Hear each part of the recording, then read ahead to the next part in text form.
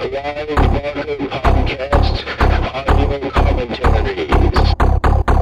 Thanks to your generous donations to our Kickstarter funding campaign, Clive Barker Podcast presents Fundraiser 7, Deader.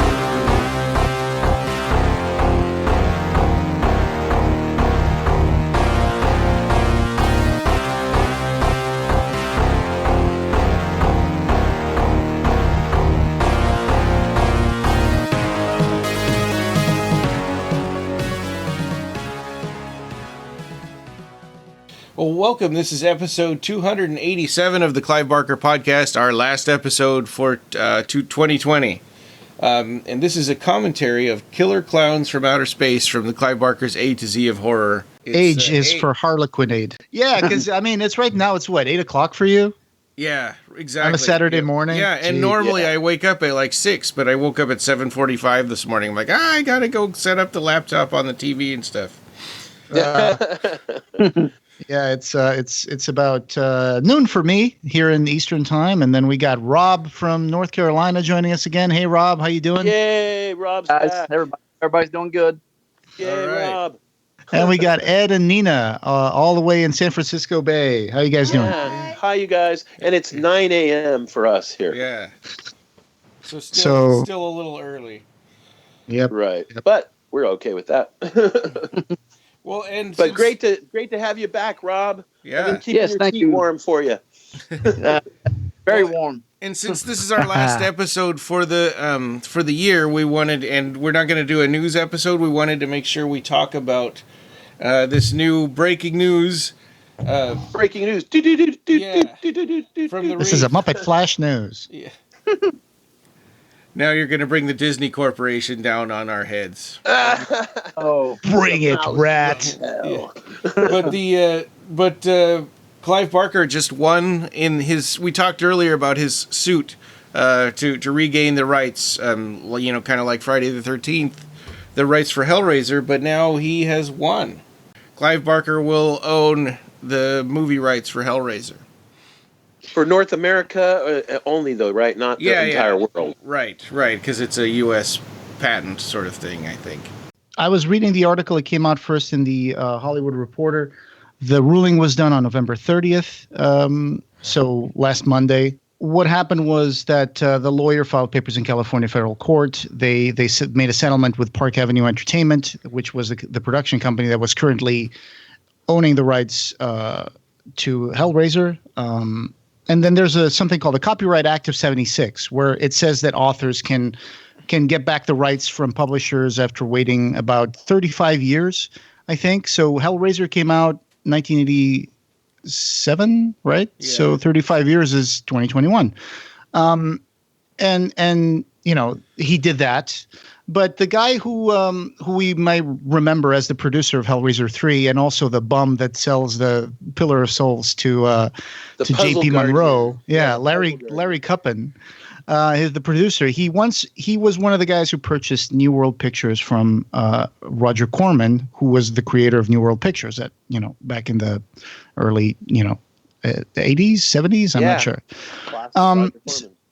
So Kupen ended up being one of the guys he still owns the rights to like the TV rights to Hellraiser. So he's the guy who's always been behind all this stuff about, hey, it's going to be a Hellraiser TV show coming out maybe next year. The remote controls. Yeah. With the nails on it. They were like push pins, like for sewing. Yeah. Ever since 92, he's been trying to make that Hellraiser TV show come to life, but it's like that just hasn't crystallized. And so now he was kind of like complaining about it. He said, no, you don't have the right to that. The contract was done under UK contract law, so it's not US law, whatever. And so now finally the legal dispute has decided that's not entirely correct. So Barker sent a notice of termination to the single-purpose vehicle he had once personally co-founded, which is talking about Hellraiser. But the parties have come to a deal. The judge has now been presented with a proposed consent judgment that states that Barker will recapture U.S. rights. Ryan, it's December 19, 2021. No word on which side will take foreign rights. So that's still up in the air in terms of... Interesting. So he could get them back, too. Yeah. And so yeah, basically that's great because now Clive It'd be will so get those cool rights to have back. one man, the creator, control everything again. Yeah. Well, yeah, I mean, I'm not sure exactly how much control you have. It's not like we're talking about Clive being a producer who's going to control every aspect of the Hellraiser movies from now on, but it's definitely good that now he can choose who to executive produce and all that stuff. You know, I mean, decisions will come from him, and I'm sure money will also come to him, which is great because he's probably not gotten a lot of money from the last 8 Hellraiser movies. So Yeah. it is his intellectual property. So Right. with this news, it talks so much about this Park Avenue Entertainment, the Larry Coupin TV rights and stuff. But what about Spyglass and the Hellraiser remake? The movie. Yeah, the movie. Well, I'm going to guess that they were working with Park Avenue Entertainment, so they were probably negotiating with them. I see. Yeah, because the TV series, Clive jumped on board and became a producer, so it seems like he really likes what's going on with the TV series. But all the news about the movie remake has been kind of like, well, we're gonna just be on hold until we find out what happens with this lawsuit. It's like, why don't you just talk to Clive like he did with the TV series? Well, yeah, I'm sure that's going to happen. If it hasn't happened yet, I'm sure they're going to start communicating about that. Yeah, Yeah. or So else they what can do you just guys think? race the clock and try to get the movie finished before December 1 year. 21st. Yeah, Get it done in 1 year. Yeah, which normally would have been a piece of cake, but now with COVID. Under and COVID, everything, yeah.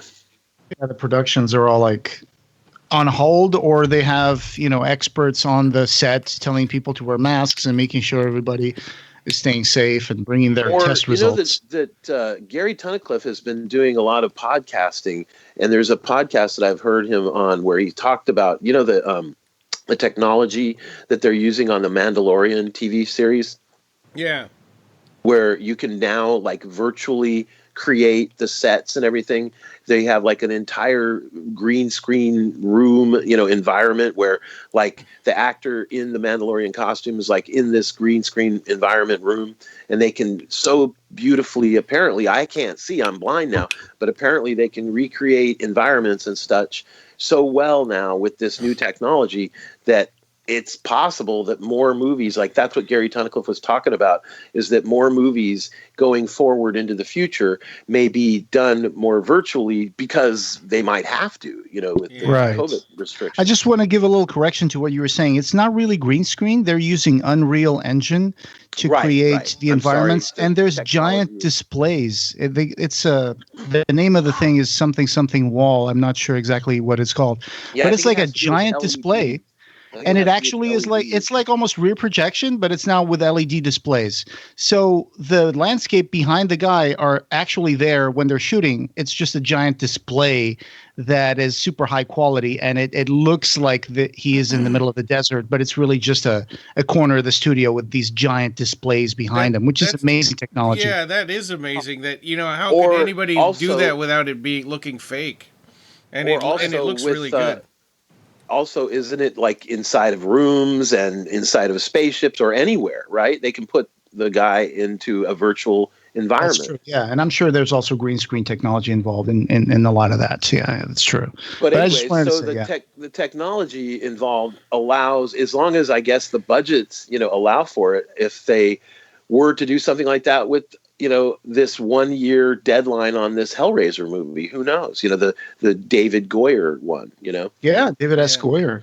I'm excited because I would like to see the franchise fall back in line with a vision and not be just, all over the place like it's been so far. But what do you guys think? Rob, what do you think about this? I think it's, it can only, help the franchise get better with having him, being, having the rights back, and because it's a specific mythology and he's the one that created it. So, to have him, putting his, 2 cents in like maybe the directions of where these new stories are going to go, it can only help, compared to the last, 20 or so years of, just getting, scripts that were, turned into Hellraiser, Yeah. So it can only, like I said, it can only help the franchise. I agree. I mean, I think that probably the era of of You're gonna have a very taking similar some script that they couldn't make into a movie and turning it into a Hellraiser movie is probably over.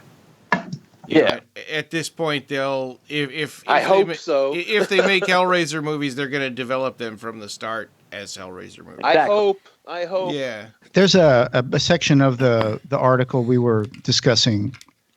First, we were discussing the Hollywood Reporter article. Now there's another article at bloodydisgusting.com.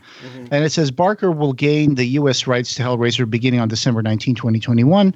And that will include the rights to the underlying story and the script for the 1987 film. Anything done with the film franchise post Hellraiser 87 is not owned by Barker, similar to the Friday the 13th situation, which is far more of an issue in regards to the Friday franchise because new projects are tough to make when one person owns the original movie and another owns adult Jason Voorhees, which, yeah, that's true, right? That was that situation. Rob, you know a little bit about this. I know a lot about it too, yeah. Yeah. About how there's one guy who owns Friday the 13th, the title, the property, the movie, and another guy owns the hockey mask Jason, right? Right. Sean S. Cunningham, is that? Yes, that's correct. And Frank, I forget what his other last name is, the man who was the original writer. What's that? No, Victor Miller. Victor Miller. Okay, yeah. And so he got the rights back, Victor Miller, which means that Sean Cunningham, he owns like the hockey mask and the adult Jason zombie, version concept, because the original story is involving the little boy, who gets drowned in the lake, and his mother is really the killer. And spoilers, what? And the Crystal Mama Lake Voorhees was his invention, the Camp Crystal Lake, and the concept of the campers and the, just the premise, the formatting. And then from that point forward, when Jason takes Manhattan and all these other, Jason goes to space and everything, he doesn't own any of that. Just like in Clive's case, I would imagine it's similar, where Clive owns the Hellbound Heart and the first Hellraiser movie, and maybe even the second, concepts in the second. But from there out, like Hellraiser 3, Hellraiser 4, Hellraiser 5, whatever he didn't have any involvement with, those concepts, like, I don't know, whatever stuff, would be in Hellraiser, like maybe some ladder Cenobites or something, would not be part of what Clive would. Yeah, that's what it says here in the article. It says, unlike the Friday situation, which has seen Cunningham argue that Miller was a writer for hire, nobody can really contest anything of the sort when it comes to Barker and Hellraiser. Yeah. And then it says that he's given his approval to the Hellraiser series that's in the works at HBO that we've talked about in the last news episode. He just came on board that as an executive producer, with David Gordon Green directing the pilot, and the guy who's directing Halloween Kills, I think, and several more additional episodes, it says here, that David Gordon Green might be directing. And then Michael Dougherty is writing alongside Mark Verheiden, which people might remember from Battlestar Galactica, the reboot of the series. So, and a lot of comic book work too for Dark Horse. Dark Horse, Going back on what you were saying about Friday the 13th, I think with Hellraiser, nobody has created anything that had added lasting mythology to Hellraiser since the fourth movie, right? All of the ones after that, nobody created something that said, "Oh, from now on, this is part of the Hellraiser franchise." They would just take Pinhead in a box and say, "Okay, now we're gonna, just make up the rest of it." Well, I would say that there's a couple little things here and there, but what about also the comics? That's what I'm curious about, because what about the TV series Clive, or the movie going into Clive the has always world's owned the rights to the comics. Right, but what I mean is, like, okay, in the comics, all the crazy ideas, like not only the Harrowers, but like the medieval times version, comic episode, comic book story where, there was a knight in shining armor that had a box, and, going all through, the Zaypi Totec, and, like all these great comic book stories. The one that Pete Atkins wrote, the musician one. I mean, gosh, could you imagine if they took that script and made that into a TV show episode of the series? Oh, wow. That would be a really great idea, especially the Songs of Metal and Flesh. It's You heard it here, folks. First, I know. Yeah. Yeah. No, I'm Get just Peter Atkins to come back and what I was pad saying out that script. is the movie sequels since number 4 haven't added anything that anyone ever Cares felt about, like that they needed to continue on into future movies. I did like the Gary Tunnicliffe where he added in that kind of new fact. Right. That was pretty cool. Yeah, but that's kind of the Stygian Inquisition. Yes. Yeah, you're right. Yeah, I liked them too. But I like that concept too. I mean, even though I'm blind and I can't see that movie, I mean, I've listened to lots of information, commentaries about it and interviews with, the new actor and everything.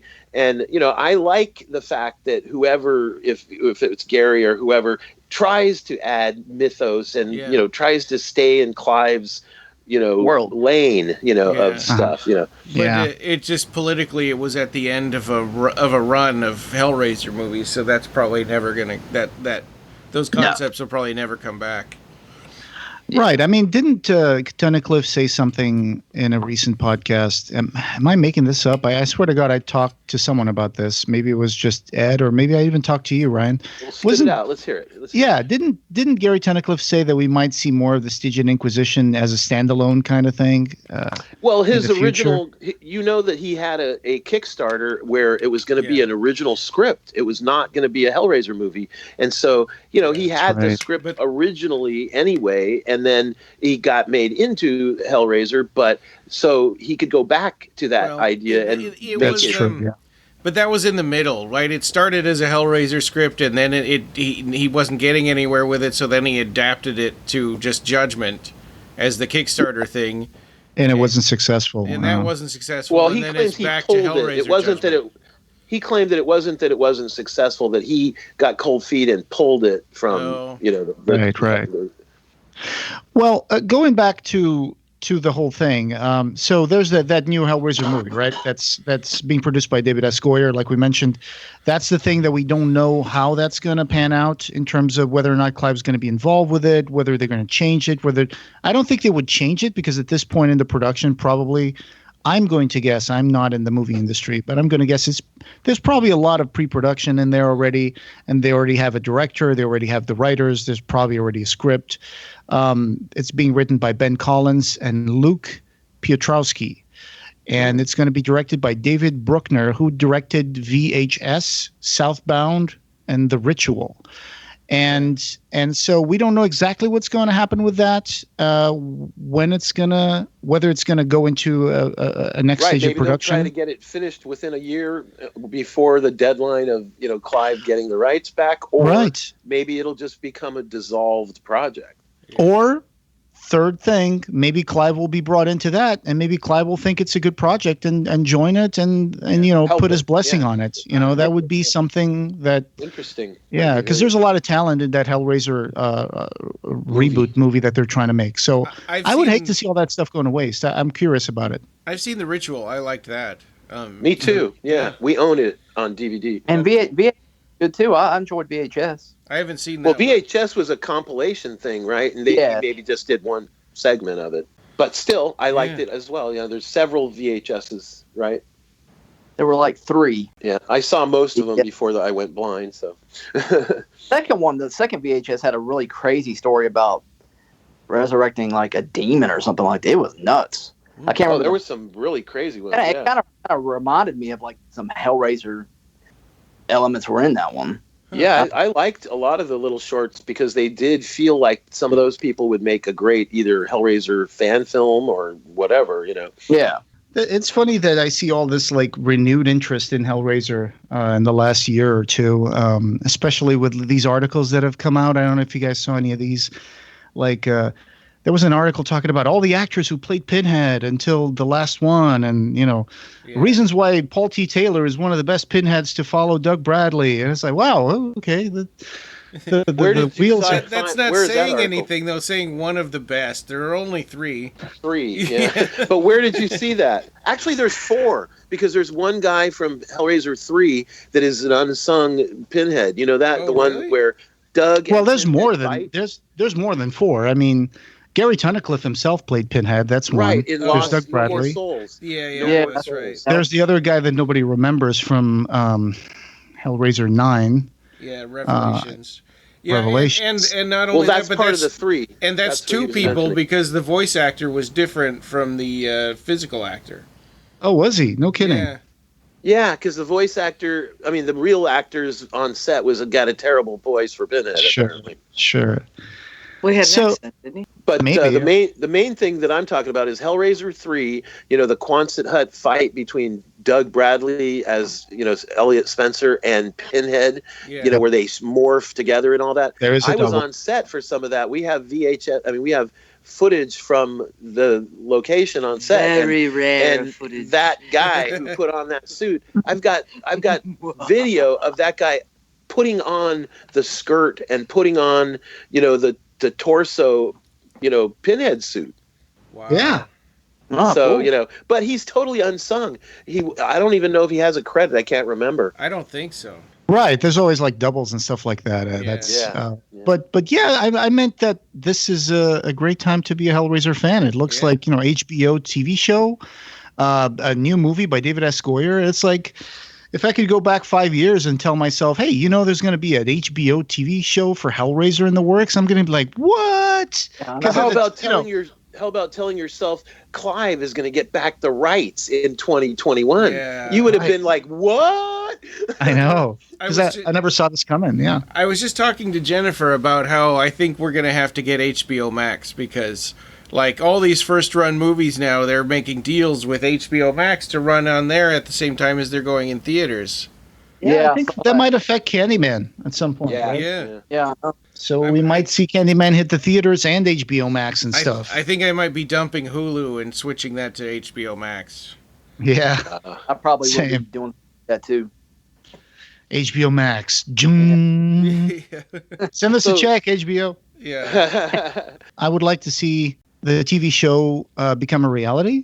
I think that, like Rob was saying, it's a good thing that Clive was involved with it. Although part of me is like, well, you saw Books of Blood and Hulu. Clive was super involved with that. And then I ended up being minorly disappointed with it. So it's not a guarantee of success. I don't want to be pessimistic about that. I'm sure there's good talent behind that stuff. I mean, the writer of Battlestar Galactica and all that stuff. So that's going to be good writing. I am curious about the David S. Goyer movie. So I would like to see Clive join the team there.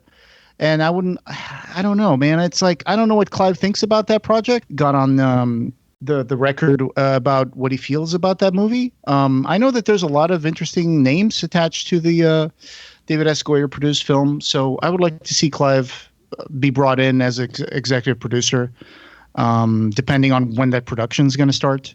I wouldn't want to see the whole thing just get thrown away because there's a lot of interesting names attached to that. So, but on the other hand, I also want Clive to do what he wants to do with the franchise. And I know Clive's not a big time producer, so he doesn't really have the money to throw at something like this. So he's always going to have to partner up with production money people. And there's always like some guy who says, I'll put in the money, but I want to make sure that this is going to be a hit, and I want to make sure that my girlfriend's in the part. You hire this guy that I've worked with, and you hire that guy, and we're going to do this way. And it's like, it's always so it's not like Clive is going to be the director. It's always going to be someone else's vision, but he will be there to guide them along. So I think that is useful, being that he's a creator. So that's all I have to say. So I'm cautiously optimistic about what Clive This could is do with Nina it. Yep. saying her opinion. And I'll dredge up an opinion I've had for many, many years, and that was although I want Clive to have the control and the creative license with it, I kind of was hoping for many years that Cenobites would join vampires and werewolves as their own kind of creatures. I'm kind of, in the long game, I'm hoping to see, like, maybe future generations would be making movies about Cenobites the way we make movies about zombies and vampires. I'd really like to see them become their own creatures in a way. Sort of like open source kind of a thing. Yeah, vampires are not just Bram Stoker's creation, but Cenobites could become a genre. Yeah, I'd all love those to see monsters that. are in D&D, they're in movies, they're in Yeah. games, they're in all sorts of things. That's my long vision. Wow. Yeah, that would be cool. That would be really interesting to see that. Sign me up. Yeah. Yeah. I'm talking like because just the not have human characters really in the story, just have like the Cenobites, just being just the focus, Well, like how vampires, you could say, oh, they are related to Vlad Tepes, but they also, might not have anything to do with Pinhead. Like a Cenobite would be its own creature from hell, whereas, we would eventually it's not always this leader. It could be, here are the Cenobites of this realm, or Cenobites based on this environment. A little bit of what you were saying is reflected in the Stygian Inquisition creatures from the Hellraiser Judgment. Yeah, exactly. A little bit. That is moving in that direction. Yeah. A mythos unto itself. And also in the Boom comics, the Boom Studio comics, there was a near the end of the run, there was several different hells. So there was the hell with the giant grasshoppers and the fiery pits, and then there was the Cenobites, and then they kind of crack through into, and then there's a war between two hells and whatever, and that was kind of a crazy and weird and interesting. So I thought that does that touch upon Scarlet Gospels at all? Because you know how Scarlet Gospels has these pillars. I don't think it levels. did. No, it was a different kind of continuity, so it didn't really bring that stuff in. I think at the beginning we thought that might be the case, but then it seemed like no, they were. It was clarified. It was a separate tangent from the way the novels were supposed to. And a little bit towards what Ryan was saying earlier about the comic books and the Harrows and stuff. What shows that Clive, the imprint of Epic at Marvel at the time, was an imprint that prided itself on giving creators the rights to their own characters. They would publish them, but they would still retain the rights to those characters.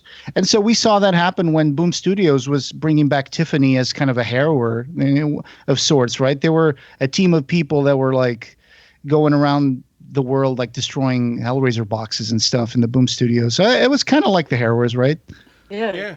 I'm not familiar with the Boom Studios comics that much because that happened, right when I wasn't collecting and stuff. Yeah, I myself think I have a few gaps in my collection that I need to fill in terms of the Hellraiser comics. But for sure, the comics had great ideas that we'd like to see reflected in a TV show. And the Boom comics brought in stuff like the Seer kind from Weave World and so. Oh wow! Other really? Clive Barker stuff. Yeah, it was pretty neat. I finished Weave World recently, so now I know what you're talking about. That's interesting.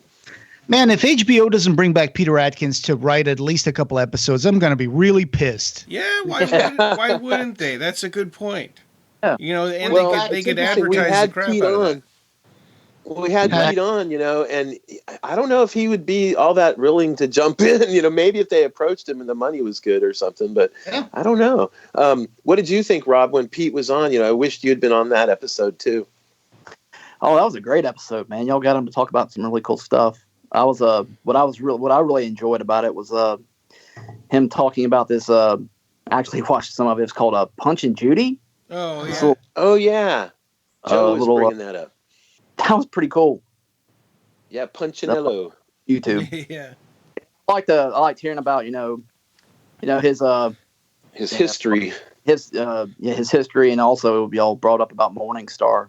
Hearing him talk about that, because I've never really him go into an in-depth about that, so in depth about it, I had just listened to it right when we began. We had just finished it, and the Doug Bradley reading it version. Have you heard that one yet, Rob? I have not. I need to get it. Oh, you're gonna love it. I'll probably read so it good. again. So. Yeah, and same with me. I had just finished listening to the audiobook version also.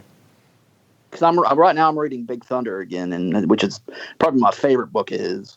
He's reading that himself, and it's not ready yet, but he's going to release that as an audiobook where he read it himself. He mentioned that on the podcast. And also, he just did he just read for the movie, Rolling Darkness review? No, it was a novel adaptation of that vampire movie. Fright Night? That's right. Yeah, Fright Night. Yeah, he read the novelization, him being the voice actor for it, and I would love to get that and listen to it. Oh, nice. Yeah.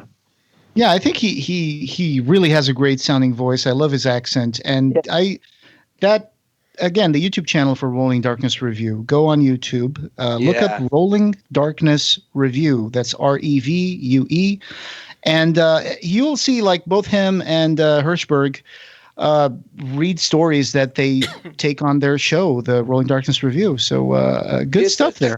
It's a wonderful treat. Oh my God, go listen. And Rob, your review that you put on the podcast page and everything, that was such a great review of the story that Pete does of the Return of Boy Justice. Yeah. It made me cry like a butthole.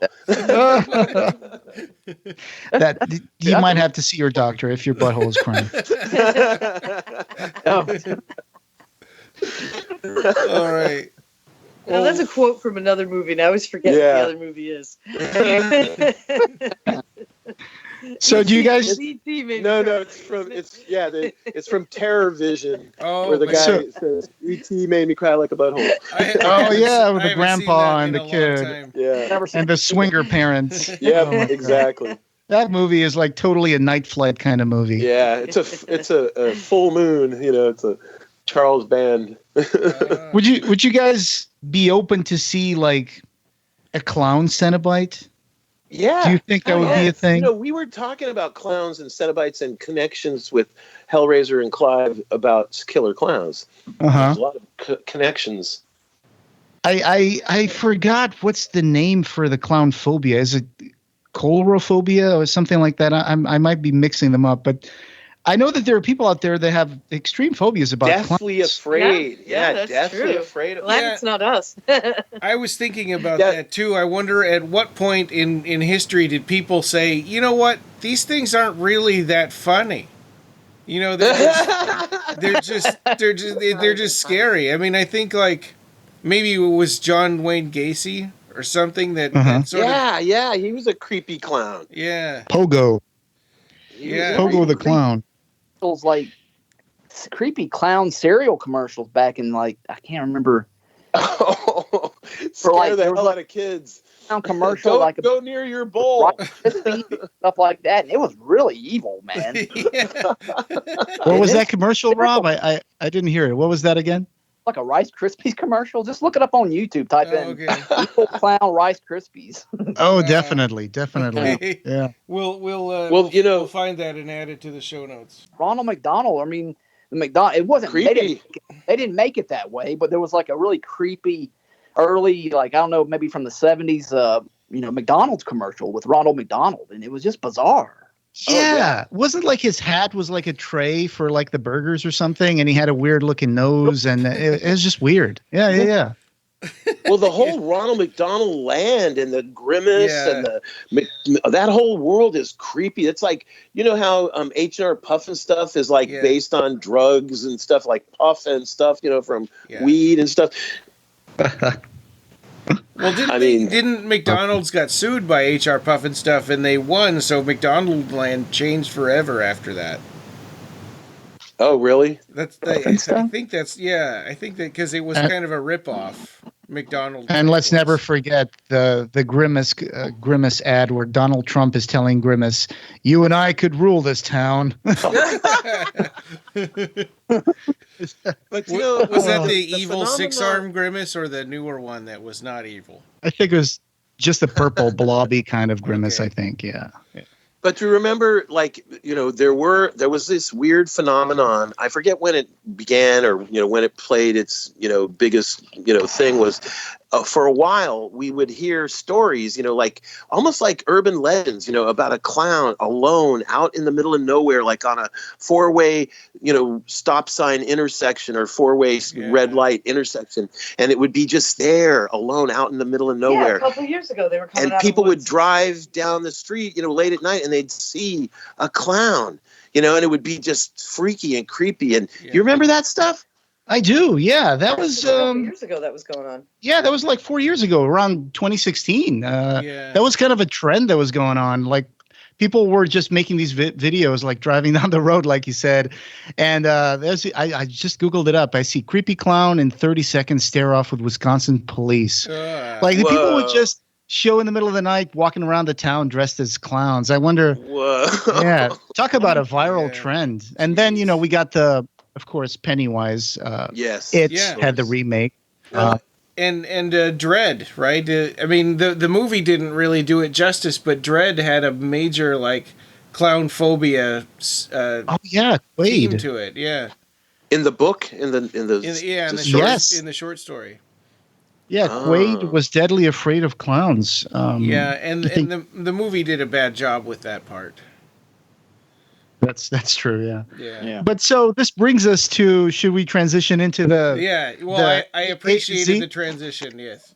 I was going to bring up a funny story, just as a closer, that you guys should Google up on YouTube. Find Bobcat Goldthwait talking about. Oh yeah, he made a movie. He made a movie about clowns. Yeah. It's Shakes the Clown. Yeah. It's great. I recommend that movie. It's a great. And religious people were protesting that movie. They were? Yeah. Wow. Yeah. There was. I can't remember why, but I saw an interview with him where he was talking about how, you think kidding. It was the last temptation of Bozo or something. So anyway, look up this short story that he's talking about, going to the gathering of the Juggalos. So apparently they invited. Oh, Juggalo! Yeah, Juggalo. Yeah. Explain what Juggalo is. Explain what Juggalo is. They're fans of the Insane Clown Posse band. I mean, basically, they're a big community of people who like Juggalo music, which is basically a genre created by Insane Clown Posse, and they talk about the Dark Carnival, and that's the place where bad things happen. I don't know a lot about it, so I don't think what I know about it is it has to do with face painting. Like, in other words, the Insane Clown Posse is face painted like clowns, but their fans dress up and they paint their faces and stuff too. And if you see huge groups of people all dressed up like clowns, it's crazy. Probably Juggalos. Yep, probably Juggalos. They're a big. They have the Gathering of the Juggalos, which is like their Lollapalooza. And so there's a funny story. Bobcat Goldthwait got invited to perform at the Gathering of the Juggalos, and he was there. And he was telling a story that he was driving around this little golf cart at night in the Gathering of the Juggalos with a guy called Upchuck the Clown. And I mean, the story, I can't do justice to it, but it's so funny. Like, Juggalos are known to be loud, rowdy, fat, gigantic guys dressed as drinking, doing drugs. And so that he's driving around. And they have this thing about Faygo soda, which is they just that's their brand of soda that they drink, and they usually just spray it everywhere. When they're in the middle of a concert, they grab a giant 2-liter bottle of Faygo soda and they uncork it and they just start spraying all over. That's what the Insane Clown Posse does to their fans as well, I think, or they used to. And so he's driving around the Gathering of the Juggalos, and Upchuck the Clown is saying, this is it's like a family thing. All these people are here, and it's a really nice community of fans. And then all of a sudden, there's this guy shows up a guy dressed as a clown with no shirt on, all sweaty, goes, "Screw you, Upchuck, screw you," and starts punching him while he's driving the golf cart, and he starts steering away from him. And then all of a sudden there's a Faygo can that hits the golf cart, and they get all doused in Faygo. And Upchuck is just trying to tell him, no, they know me. They're like family, it's fine. All of a sudden, a giant unopened can of Faygo flies in, hits him on the side of the head, and he's like, I'm hit bad. And they're driving through with the golf cart, and then they make it backstage, and the guy's like, "Can you look at the side of my head and see if I'm bleeding?" It's like, Bobcat's like, "I don't know where the blood starts and Upchuck begins. I don't know if you're bleeding, man. You got all the makeup on. I can't tell." He does a much better job because he's a professional comedian telling the story. But Google that up. Bobcat Goldthwait and Upchuck the Clown. Okay, it's a really funny story. All right. I love Bobcat. He's so crazy. I know. You see what he looks like? He's got like a shaved head, like a little white tuft of goatee beard. It doesn't look like the old Bobcat at all. Yeah. What about that actor speaking of clowns? the original It, with Tim Curry. I prefer that because I could see that. Now the new It, I've had it described to me that it's black kind of. It's not the classic clown like Tim Curry. No, the clown still has the red hair and the white face makeup. Yeah. The new Pennywise still has the white face paint and the red hair. Oh, okay. What's black about it? The costume? Oh, I'm not. It's maybe his outfit might have some more black in it than the old Pennywise. Yeah, it's pretty close. I thought. I haven't seen it, but it seems like this new clown is a little more evil than the Tim Curry one. Yeah, he does have these black like tear marks, like these like lines going from under his eye down to the corners of his mouth. Maybe that's what they're talking about. I see. I like that. Yeah. Or red. It's not as bright as the Tim Curry. I mean, Tim Curry's version was more of a bright red, like fire engine red. Yeah. Yeah. Yeah. It seems like red. Like even on the Superman costume, it's like this muted, more maroon than red. Yeah. It seems like the Tim Curry one was a little more trustworthy, from the start, whereas this one makes no pretense about being like pretending to be a good guy. Yeah, yeah, because in the original with Tim Curry, he's like, "Oh, come on, little boy, look at this little boat going down the stream," and and it's like you almost believe that he's like an ice cream clown that would give you a lollipop or something. Yeah. Well, that brings us to the creepiest clowns ever from space, right? Yes. The killer clowns from outer space. That's the clown phenomena even goes into tattoos. It's like I've heard of tons of people and seen lots of evil clown tattoos too. Oh yeah, for sure. So Rob, do you? I've got it paused on the MGM lion logo. Me too. Right. He's just starting to roar. Rob, is that where you've got yours at? Yeah, mine's just starting to load up. Okay. That's fine. So Rob, when you're ready, do you want to do the countdown? Yeah, sure. All right. Just interrupt me when you're ready. I'm just going to read this little quote here from Clive that comes from the A through Z of horror. He says, "I'm very interested in fools. Fools obsess me and always have. Clowns too. Punch has always fascinated me because he's so cruel and so funny at the same time." Punch, of course, from Punch and Judy.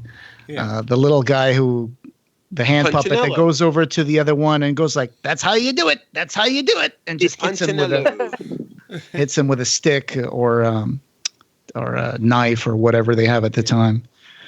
But Chiodo very brothers, violent, right? Very violent. Yeah, very horrific character for children. I think this is a great idea that they decided to make aliens that look like clowns because why not? The Chiodo brothers have made all sorts of little critters, literally, like the critters. Stop motion. Aliens. They're also aliens. They were made by a Chiodo brother, right? Big Bertha and Pee-wee's Great Adventure, I think. Stop motion. Yeah, stop motion, made by a Chiodo guy. So three very talented brothers, right? Oh, yeah, absolutely. They've hosted Ray Harryhausen at their studio many times for like when they do DVD interviews and such. He's like their big uncle Ray, So have they done anything since Killer Clowns from Outer Space? Oh yeah, tons of stuff. Like even things like in RoboCop, like the stop motion animated commercials. Okay. Like you'll see like a dinosaur going down the street, which is kind of an imitation of one of the Harryhausen movies. That's them. Mm-hmm. Okay. That's them doing cool. And then like they did a remake of the TV series Land of the Lost, like in the 90s or something, that they were the ones that produced it and created it. And I could just go on and on. The Team America the puppet movie that was like a spoof of Super Marionation. And Ryan, one of your favorite movies, Ernest Scared Stupid, also has effects from the Chiodo brothers. Oh, okay. Yeah, all the monsters and creatures that were in those Ernest movies, trolls, they did those. Yeah. Those are guys in suits, that the Chiodo brothers made the suits, Well, and they've been creating classes for the Stan Winston School. That's interesting because I was thinking of Ernest Scared Stupid when I was watching this movie. It's like, wow, this is a lot like Ernest Scared Stupid. Yeah, the style, the Chiodo brothers' style of sculpting of the clowns, of the creatures from the Ernest movie, like almost anything you see. Like, weren't you saying, Joe, that they just did something that's on Netflix right now, a Christmas special? Alien Christmas. So I think it was an adaptation of a book called Alien Christmas, and it's on Netflix. I found out about this because another guy who has another podcast and happened to be a server at a restaurant that I went to, I was talking with him the other day, and he's like, I was telling him, yeah, I'm going to make a commentary track for Killer Klowns. Like, oh yeah, have you seen the Chiodo Brothers Alien Christmas on Netflix? Apparently it came out November 22nd. Wow. And yeah. And I haven't had a chance to see it yet. I posted it on my Facebook, like a link to it. And yeah, it's a little alien dressed as Santa. So I don't know exactly what it is.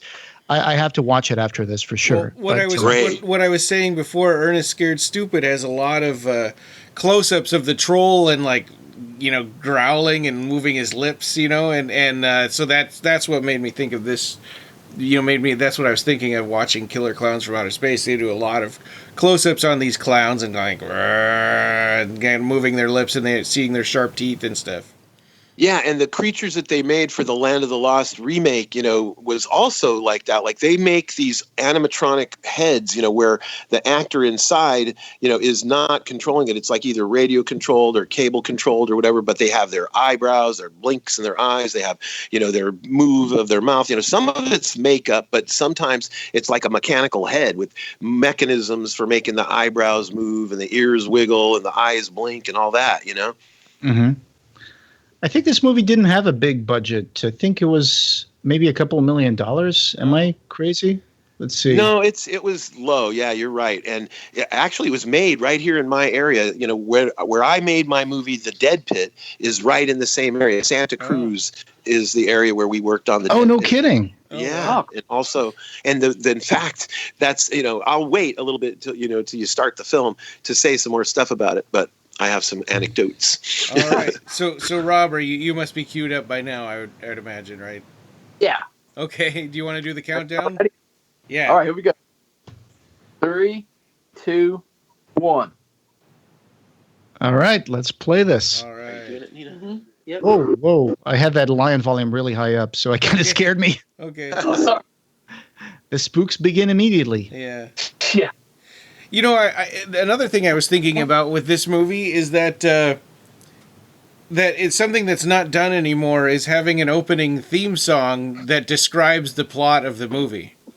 Mm-hmm. You know, but and it sounds corny when you talk about it, but a lot of really good movies from the 80s did it, like Ghostbusters, Highlander, Flash Gordon. Oh yeah, I love that too. Like even Hellraiser 3, all the rock and roll in it. Yeah, but that's really a song about like going out on stage. The Dickies, right? Yeah. They're playing the song. Yeah. There's a music video for this. Yeah, I put that into the show notes. Yeah, you posted it. Oh, that was good. Back in the day when VHS ruled, that Dickies song was on the end of the VHS tape. I love this foreshadowing here with Big Top Burger, and it's like a clown-themed restaurant. Oh, and like Pee-wee's Big Adventure. Speaking of Ernest, this guy that plays the cop Mooney was the bad guy in Ernest Goes to Camp. He was Mr. Crater from the Crater Mining Company that wanted to turn the Camp Kikiki into a hole in the ground. John Vernon. Oh, yeah, John Vernon. And he's also Dean Wormer in Animal House. Oh, jeez. Oh, can he? Animal House. Is he capable of playing a good guy? Double secret probation.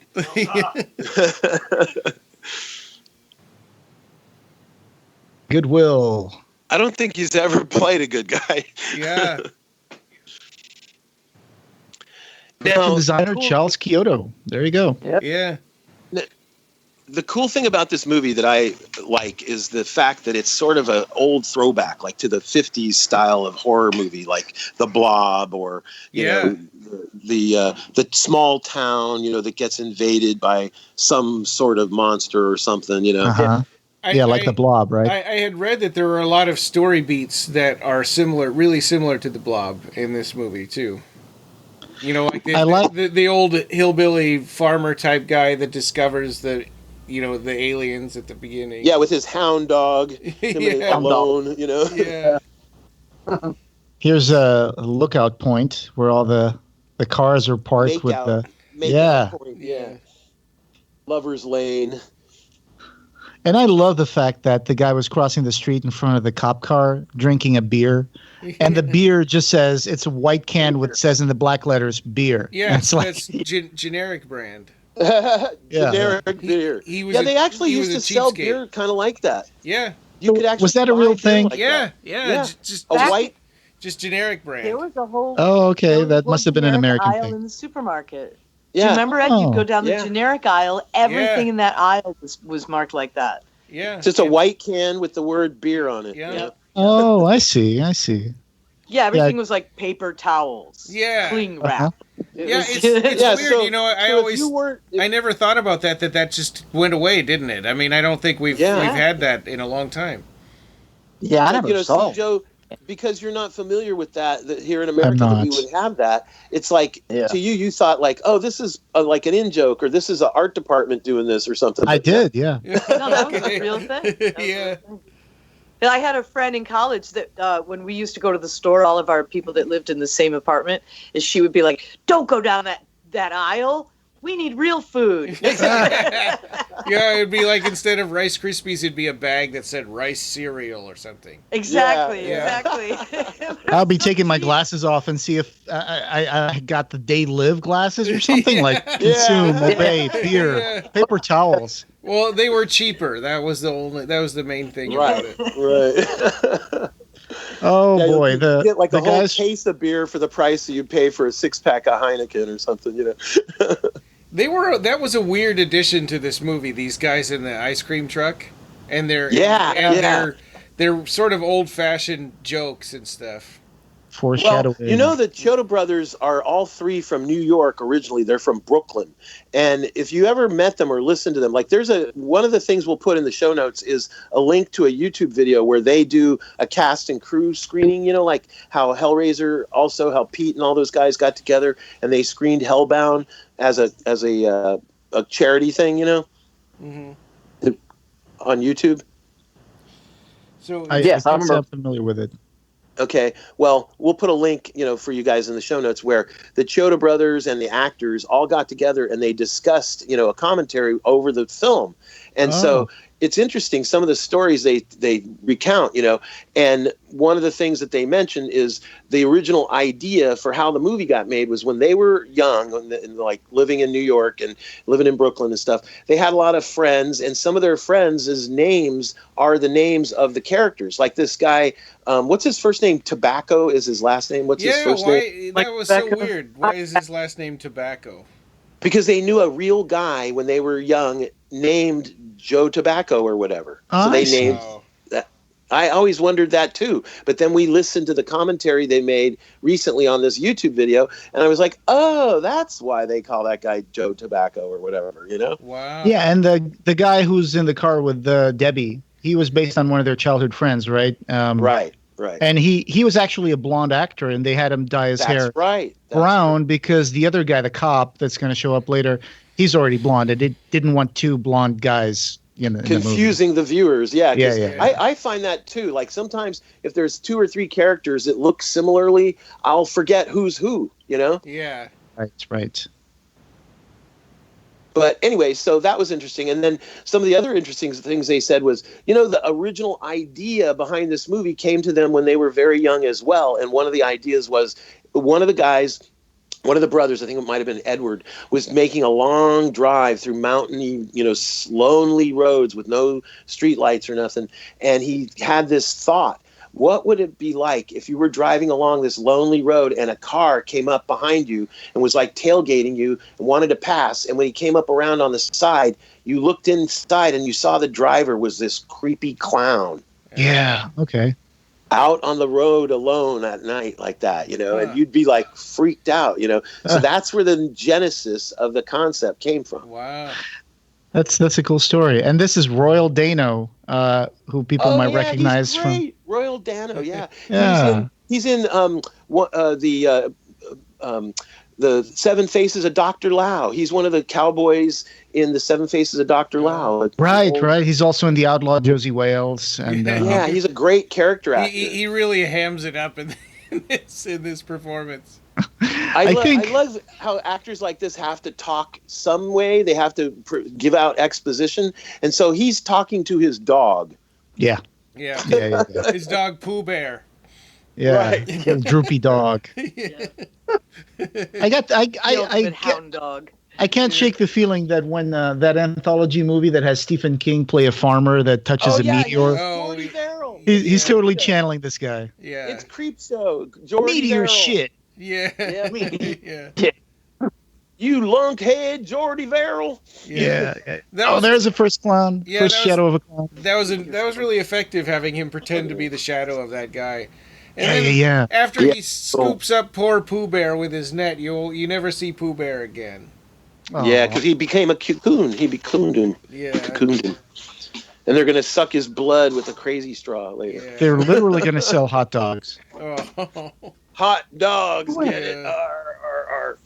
Also, the balloon animal dog. Yeah. In here. Oh, I wonder if they turned him into the balloon animal dog. You know, it's crazy. Probably Is not.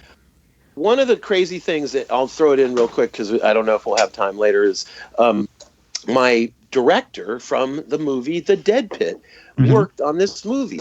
His name is Brett Leonard, and he's in the credits. And also the producer and co-writer of my movie The Dead Pit, Neil Everett. She was in the film. She was the head of the art department. Hold on. You might have just run out of battery. Oh, there we go. Okay. Sorry, I had to plug in the battery. Oh, okay. Oh, he just got zapped. Yeah. He doesn't know that thing is supposed to be a real spaceship. I can't get the cord any closer here. Were you going to say something earlier, Rob, about the dog scene or something? I was just gonna ask, do the clowns have names? Yes. Oh, yeah. Okay. Yes. Well, They do. by the end, there are hundreds of them, it seems like. Yeah, there's a lot. But the initial handful are, the fans have named them themselves, but the filmmakers, they had their own names for them, and they're not exactly the same as the fans. Like, for instance, one of the short clowns in the film, the filmmakers called him Tiny, but he has become known to the fans as Shorty. So there's like memes, and there's companies that sell a mask of him, and they named him Shorty. So when you go to Trick or Treat Studios online, which is the company that owns the rights to sell these masks, you see that they have a mask of that little guy, and they call him Shorty, but the filmmakers called him Tiny. Okay. I just know that the big one at the end is the Clownzilla. That's what he's always been kind of called, the King Clown. Yeah. And they make that mask as well. You can buy that one. Wow. This cop's a real hard ass. He represents one of those cops from a little town, one of those sheriffs that thinks he owns everything and wants to control everybody. Absolutely. Yeah. Like when Igerman. When there's a real problem, he just wants to sit in his office and drink. Yep. Exactly. But Igerman, from Cabal. Yeah, for sure. He's always played great, like, evil guys. Is just so good. Yeah. And one of the punks that he throws in the cell in the drunk tank or whatever you want to call it, he actually has a hairdo that looks like a clown hairdo with like the sides are all combed up and stuff. It's like, yeah. They got put in jail just for coming into town and drinking from the college. Yeah. Yeah, it's like Wormer, Dean Wormer, he hates college students. Yeah. Same character. Yeah. It's like, you guys come from the college, I'll put you in jail, Yeah. And it's interesting that jail and the jail cell is where they shot the Dickies music video. Oh. If you look at the really? music video, it's a jail. It's a jail cell. So they used this set, this location. At the end of the filming, they threw together real quick that music video, and on the YouTube video where they were interviewing all the people who worked on the film, the music guy, the musician who did the orchestrated music, not the Dickies music, but he and the Dickies did a live concert, which is also, we'll put that in the show notes as well, because that's also on YouTube. And he was on that meeting, the Zoom type thing where they were reviewing, going over the film, and he was talking about how he was the one who directed that music video as well, and that they had to shoot some additional clowns. They got just Joe Blow and whoever would fit into the suits, and they made some additional video footage, for the video. I see. The clowns, Yeah, because the band is interacting with the clowns and stuff in the video. Right. So that's not any of the actual. I noticed that they don't really move the same way as the other clowns do in the movie, so that's probably why. Yeah. Right. They're just Joe Blow they grabbed and stuffed in the costume. But what's interesting is one of the actors who was in the Killer Clown suit was one of the three brothers. I think it might have been Edward. Well, and Okay. one of the brothers was Clownzilla. I had read on, That's it, on yeah. IMDb. And I'm not sure which one he is, but it might have been Edward. And if it was, there's a very nice YouTube video that we can also put in the show notes that shows behind the scenes on filming they made a miniature of the ice cream truck, and spoilers, the ice cream truck gets destroyed in the film. So they made a miniature. It was a big miniature, like a 2.5, 3 foot truck, white ice cream truck model. And the Clownzilla, is one of the brothers as Clownzilla, and he smashes the ice cream truck, and they filmed it in super high speed, like 250 frames per second or 300 frames per second. So it could look slower when they play it. Giant. Yeah, like he's a giant, who goes That's cool. smashing the Man, truck, they're inside the clown spaceship now, the initial hallway, and it just looks like the coolest haunted house ever. Oh, yeah. In fact, now that you mention that, Universal Studios, how Clive has had haunted houses and stuff where they build, according to a theme that was from Clive, Mm-hmm. They did it for Killer Clowns. There was a haunted house in Universal Studios in Hollywood. I don't know what year it was, but that, again, you could look it up on YouTube, and there is footage of people going through the Killer Clowns haunted house. Oh, no way. Really? Yeah. Amazing. They talk about it on the group, the cast and crew filming thing on YouTube. They mention it and they say in other words, they were talking about the sequel and how, MGM owns the rights. And I was thinking about that, in context of how we were talking about Clive getting back the rights to Hellraiser. These guys don't own the rights to their own creation. And so that's part of the reason why they've never made a sequel. And, they have even been talked to at one point by a company, I think it was Saban, the Japanese animation company that does Power Rangers and stuff. They wanted to make a Killer Clown Saturday morning cartoon, but they wanted to turn them into friendly, likable clowns, and the guys wouldn't go for that. Yeah, of course. Oh, they're inside the reactor now, the main reactor thing. It looks like the Death Star if it was decorated by clowns. Yeah, right. It's great. I'm guessing this is glass painting. It's cool the way it merges the real life into that painting. Yeah, that is a matte painting. Gene Warren, the famous, That's right. Gene Warren's company. Matte paintings, or his company did. He also worked on Lord of Illusions with That's correct. That's right. Nice. Good catch there, Rob. And I got to say, this striped pattern on the walls, it works really well to hide the fact that it's just a bunch of tubes and flat surfaces, and it really makes it look much busier and interesting. And the buttons that are clown noses, they're just red round buttons. Yeah. So here they're in the candy cage or the cocoons. Their cocoon room. Later on, when they come back to this, all of those shelves and everything, all the way up to the ceiling, will be full of those cocoons and cotton candy. The cotton candy, and they'll say they must have killed the whole town, and it's like, yeah, you sort of forget how this movie is really silly, but they do murder the entire town pretty much. Yeah. It's total killer clowns. Yeah. And it's gross, too, because, when you figure out what exactly they're up to, they stuff a straw into one of these cocoons and suck the blood out of the person in there, I drink your milkshake. Yeah. It's like Aliens versus Predators, too, except the Predators are clowns. Yeah. It is. They kill the entire They kill the entire town, and you see the body count just go up and up and up. I don't remember that at all. Oh, there it is. There's old farmer. What's his name? Royal Dano. Yeah. And his hound dog.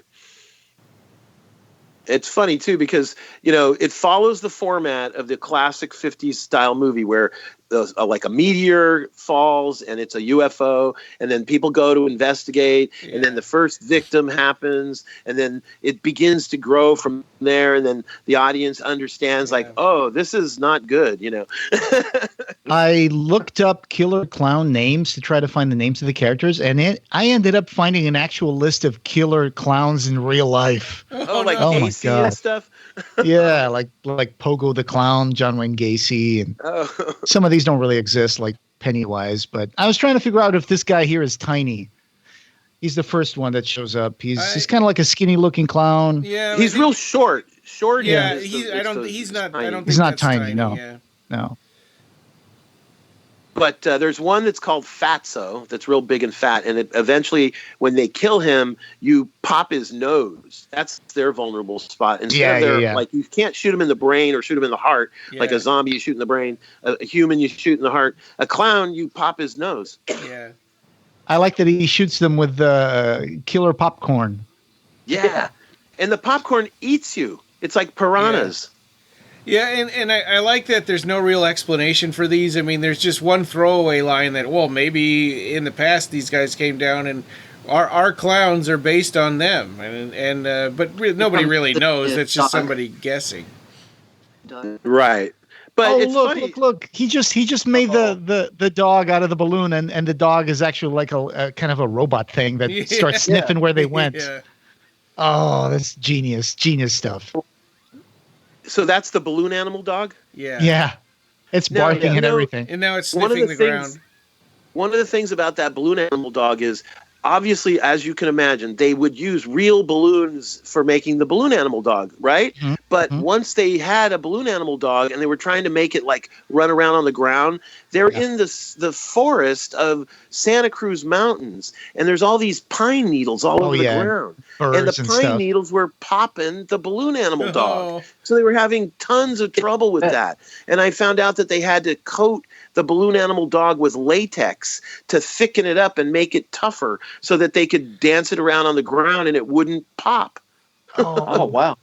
Dude, the way that clown just sat back up after he was run over by the car was totally Michael Myers. Yeah, totally. And it's funny thinking about how they've got this popcorn all over him, knowing later on that the popcorn is like acidic and it eats you and it turns into these like Evil Dead looking clown tentacle things. Corpses, If it was done today, the popcorn would be CGI and they'd had little mouths with sharp teeth, I'm sure. Oh, yeah. I did find a list for all the clown names. It's Jumbo, Fatso, Shorty, Rudy, Spiky, Slim, Bippo, Chubby Joe, Magori, Talls, Storefront, Frank, Bucko, and that's it. And then there's female killer clowns and the baby killer clowns. So there's no Clownzilla listed there. No, apparently not. I think. What's the King Clown? I guess. Well, I think. There is. Commander is Jojo the Clownzilla. Oh, okay. There we go. Yeah, it's funny how they just drove in and crashed into the police car. Yeah. These drunk teenagers. Yeah. And says here who portrayed the killer clowns. They were all portrayed by Steve Rockhold. That's a striking name. Michael Harrington Burris, Gino Ponza, Scott Beatty, Paul Haley, Dennis C. Walsh, Jenny Houdini, Charles Chiodo, so that was one of the Chiodo brothers, Carl Schaefer, Paul Parsons, Jimmy Locust, Mitch Bryan, and Greg Sykes. Those were the guys who played the clowns. Yeah, but they didn't mention Mike Martinez, who he's a stuntman, and they had him play a killer clown too for this one scene where, you know how we were talking about how they had the idea initially that the clown would be driving this car and be freaky and on the lonely road, right? Mm-hmm. Well, what they ended up doing, that scene became so hard to pull off, and with the low budget and very short schedule, they were trying to do that kind of a shot out in the dark at night, and it took 3 days. One day they tried to film it. It didn't come out. It was out of focus or something. Another day they tried to film it. Again, it didn't work out for some reason. They just had trouble. The third day 3 whole days to try to get that one shot. Well, eventually, what they ended up doing is hiring a stuntman, and they did this weird welded metal rig on the outside of a car that was bolted to the car, so that there was a seat, and a clown was sitting on a seat where it looked like he was floating in midair with an invisible car. Okay. So when the scene comes along where when you see this clown in midair flying along, that's how they did it. It's a stuntman wearing the clown outfit named Mike Martinez, who lives here in the area where I live, and I worked on movies with him. And because his name is Martinez and my name is Martinez, when we worked on a movie together, we're like, hey, Martinez, cool, you know.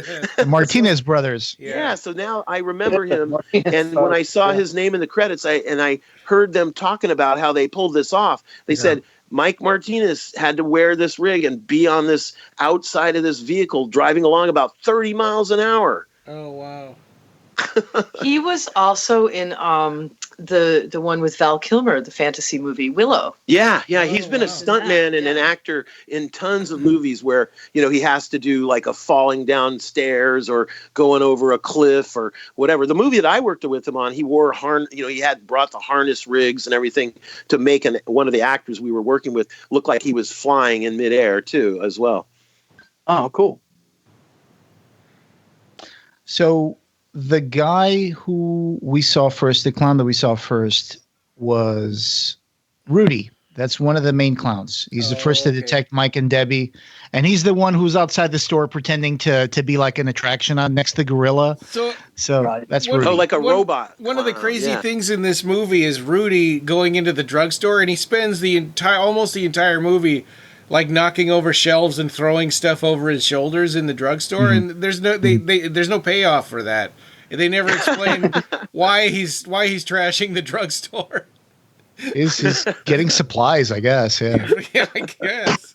It was that gorilla outside. It really peed him off. Yeah. The cigar store Indian. Yeah. The female in this movie, her name, I was wondering where, I know I noticed her from something, but that's one of the females from, she was an actress from Weird Science. Oh yes, you're right. Yeah. That's correct. Weird Science. Suzanne Snyder. She gets her brains eaten by her boyfriend in the sequence. Return of the Living Dead Part 2. Judy on this little stage. Oh, Part 2. Okay. Yeah. I've never seen that one. Yeah, that's the one with the Michael Jackson jacket jokes and stuff. Yeah. The zombies. Oh, here's kind of a Punch and Judy kind of thing where the two little hand puppets are like the guy's trying to kiss her and she's like, no. That's funny. That's totally Punch and Judy kind of hand thing. puppets on a little stage, and there's a local guy in the gazebo watching them. And she comes up with the gun. And then when she looks at him, she's got a like messed up angry face. Yeah. He's It's like, gonna fire the gun at the regular guy. Yeah, the spiky-haired, pink-haired one. I think this is the tall one. Turning him, and this is where we see the first turning into the cotton candy. Yeah. Yeah. Just that laughter. So they used the ray gun to do that, right? They did, yes. That ray gun effect is also an optical effect done by Gene Warren's company. There's a YouTube video that we'll put in the show notes that shows a little behind the scenes about all of Gene Warren's effects, the matte paintings, the ray gun beams, the interactive I watched that. lighting. That was a great video. And I visited Gene Warren's studio once years ago, and I got to see all the models and the stages and stuff they've done like the Pillsbury Doughboy commercials. They've done like the Chuck Wagon, dog food commercials with little horses and a Chuck Wagon running across your kitchen. They did the Swiss Miss stop motion animation commercials. They did the movie Flesh Gordon. They've done so much. They've done so many movies. That grocery store owner, he already saw that clown kill two people because there were two cotton candy cocoons on the floor. Yeah. So, but he just keeps on saying, "Excuse me, pardon me." He's just blubbering. And the tall guy that did the ventriloquist show was called Spiky. Oh. He's a really tall guy with a spiky pink hair. They're kind of I mean, we have all those names, but it's really kind of hard to figure out which ones are which. I mean, that one coming out of the pizza box is a shorty. Yeah. This is such a an offbeat, like comes out of nowhere like scene. Yeah. They're just knocking on some girl's door and be like, pizza. Yeah. Nobody refuses pizza, right? If it's free. Of course. Or this horrible clown bringing her Valentine's candy, and she's like, "Oh, is this from you?" Yeah, it's free Valentine's candy. Nobody refuses that. You know? Yeah. Candygram. Yeah, Monster hands it to you. Like on Saturday Night Live, shark at your door, Candygram. That's one thing about these. They sort of play these monsters like the actors. Or the characters all see them like regular clowns. They don't look at them and go, "That's not a clown. That's like a monster." Yeah. Well, right. It's like what would your shock of seeing a clown in an unusual place? You would just accept it as, oh, it's a clown. You know. Yeah. I would think that they're just wearing a rubber mask or something. But yeah, that big one was called Chubby. I'm on a mission to name all of these clowns. Okay. But what's funny is that the filmmakers, instead of that one being known as Shorty, which everybody calls it, the fans and everything, they call him Tiny. So they try to correct the fans. So it was Tiny coming out of the pizza boxes, I guess. And there's one that everybody calls Fatso, the one whose nose gets blown up and he dies. Yeah. Oh, wait, that's Fatso. That was Fatso. A fat clown who looks like Chubby kills a woman who he gives a Valentine's Day card to. There it is. Oh, that was Fatso. Good catch. When they were doing this, they were telling the performers to move as if they were underwater. So that's why sometimes they move like slowly and it feels like they're in a different kind of gravity. Yeah. Yeah, like they're from another dimension or something. Wow. Like Cenobites. Yeah. Yeah. Well, and like Cenobites, their names aren't ever mentioned in the movie, only in the right. Like lead Cenobite or Hell Priest. Yeah. Becomes Pinhead. You opened the candy corn. We came. Now you must come with us. Sniff our watery flowers. Full of acid. Yeah. Like the Joker. Now, again, look at all the connections with clowns. Like, for instance, in Hellbound, Hellraiser 2, there is the clown sequence where he's juggling eyeballs and his eyes have been plucked out. And then in the funhouse of that same sequence, there's like a painted clown on a wall that looks like on a mirror. Crazy clown. And then like the strange mirrors. Yeah, the funhouse mirrors and stuff. Yeah, Tiffany goes into that weird carnival thing that she finds in hell. And it's never explained, if she's afraid of clowns. I guess that's the implication there. Yeah. Yeah, like maybe a childhood fear magnified, And then in Hellraiser 4, there was the scene of the clowns that was taken out. Well, yeah, I mean, Pete, obviously that was what we were talking about with Pete, was the Punchinello, and, like Joe found that information and brought that up, and Pete talked about that, and that's where he gets that, as well as the dog company and the Sodom, the clown of Sodom, and, that whole early 70s work with Clive, Oh, here comes the biker scene. Oh, the guy in the tiny little bike. Yeah. And I don't know what it was like to you guys, but when I was a kid, I used to go to circuses. I mean, it wasn't a common thing, but whenever the circus was in town, you'd get the tickets, you go see it. Yeah. And there usually were two kinds of clowns. There's like the funny looking clown, the one that has the red hair and the red nose. And there's what we called it was the poor clown and the rich clown. And the rich clown wears like a black satin kind of hair cap fancy thing. And he's got a white satin suit, and he usually plays like a oboe or a saxophone or something. And that's kind of like the European circus that we saw. It was the dopey looking funny guy that speaks funny and trips around. He's got the big boots and the funny looking clothes. And then there's the rich clown, which is usually the straight guy. So he's like, "Oh, why are you acting so dopey? Let's entertain these people." Right, and then he abuses potato, them and stuff whatever, too, right? and then he like plays a little bit like a saxophone, and then the other guy's tripping around on himself and whatever. Yeah, I don't know if that's like the same in America. Well, they use that also. I think like a lot of that European flavor is in the Cirque du Soleil. Have you guys ever seen Cirque du Soleil? Sure, yeah, I I've know. seen it in Vegas a few times, like 2 or 3 shows. Cirque du Soleil uses a lot of that, European, like the Commedia dell'arte look and approach, Right. Oh, I just got his block punched off. Yeah. So Playing fun with his bike. Now, isn't there a little mini bike that the Yeah, he clown just rides? smashed Yeah, yeah. Now, the guys on the YouTube video said that you never really got a good look at that little model bike. It was beautifully built and designed and everything, and they never got a hero shot of it. And then they broke it in half, and it was like one take. They couldn't put it back together and get another shot. It was just a one take deal. Yeah, it's like a little tricycle thing. I think he's pedaling it. this scene with like trying to lure the little girl outside is so creepy. Yeah. It's like, hey, little girl. Yeah. And That's where you get she's your- a little that's where you- older to be playing this game of like peekaboo, but Yeah. But this is where you get your creepy clown stuff from for childhood. come out, little girl. Yeah. And he goes to the Big Top Burger, so maybe it attracted him because of the shape of the restaurant, I guess. Now, what I understand, that's for real. Joe, you know how you love to look on YouTube and on internet and find real locations of where films were made. Yeah, Apparently, there's a place, Nina found it, where it tells about all the locations, the real locations. And apparently, this was a real place in Santa Cruz. Watsonville is the town where they filmed this film. Oh, how cool! It's a little corny that the mother didn't see that clown. She went right out the door and grabbed her and pulled her back in.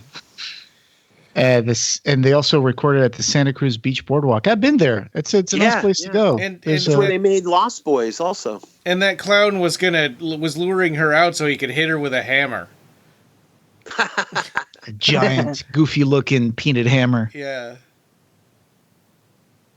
Yeah, that's why they filmed at Santa Cruz, because it was one of the only places, in California, close for them living in LA to find an amusement park, that had all the plates that they wanted, where they shot like the flying big top spaceship in one scene, where the Dean Wormer actor and the other cop, I think, are in the bottom side of the frame, and then the top side of the frame is the UFO of the big top spaceship.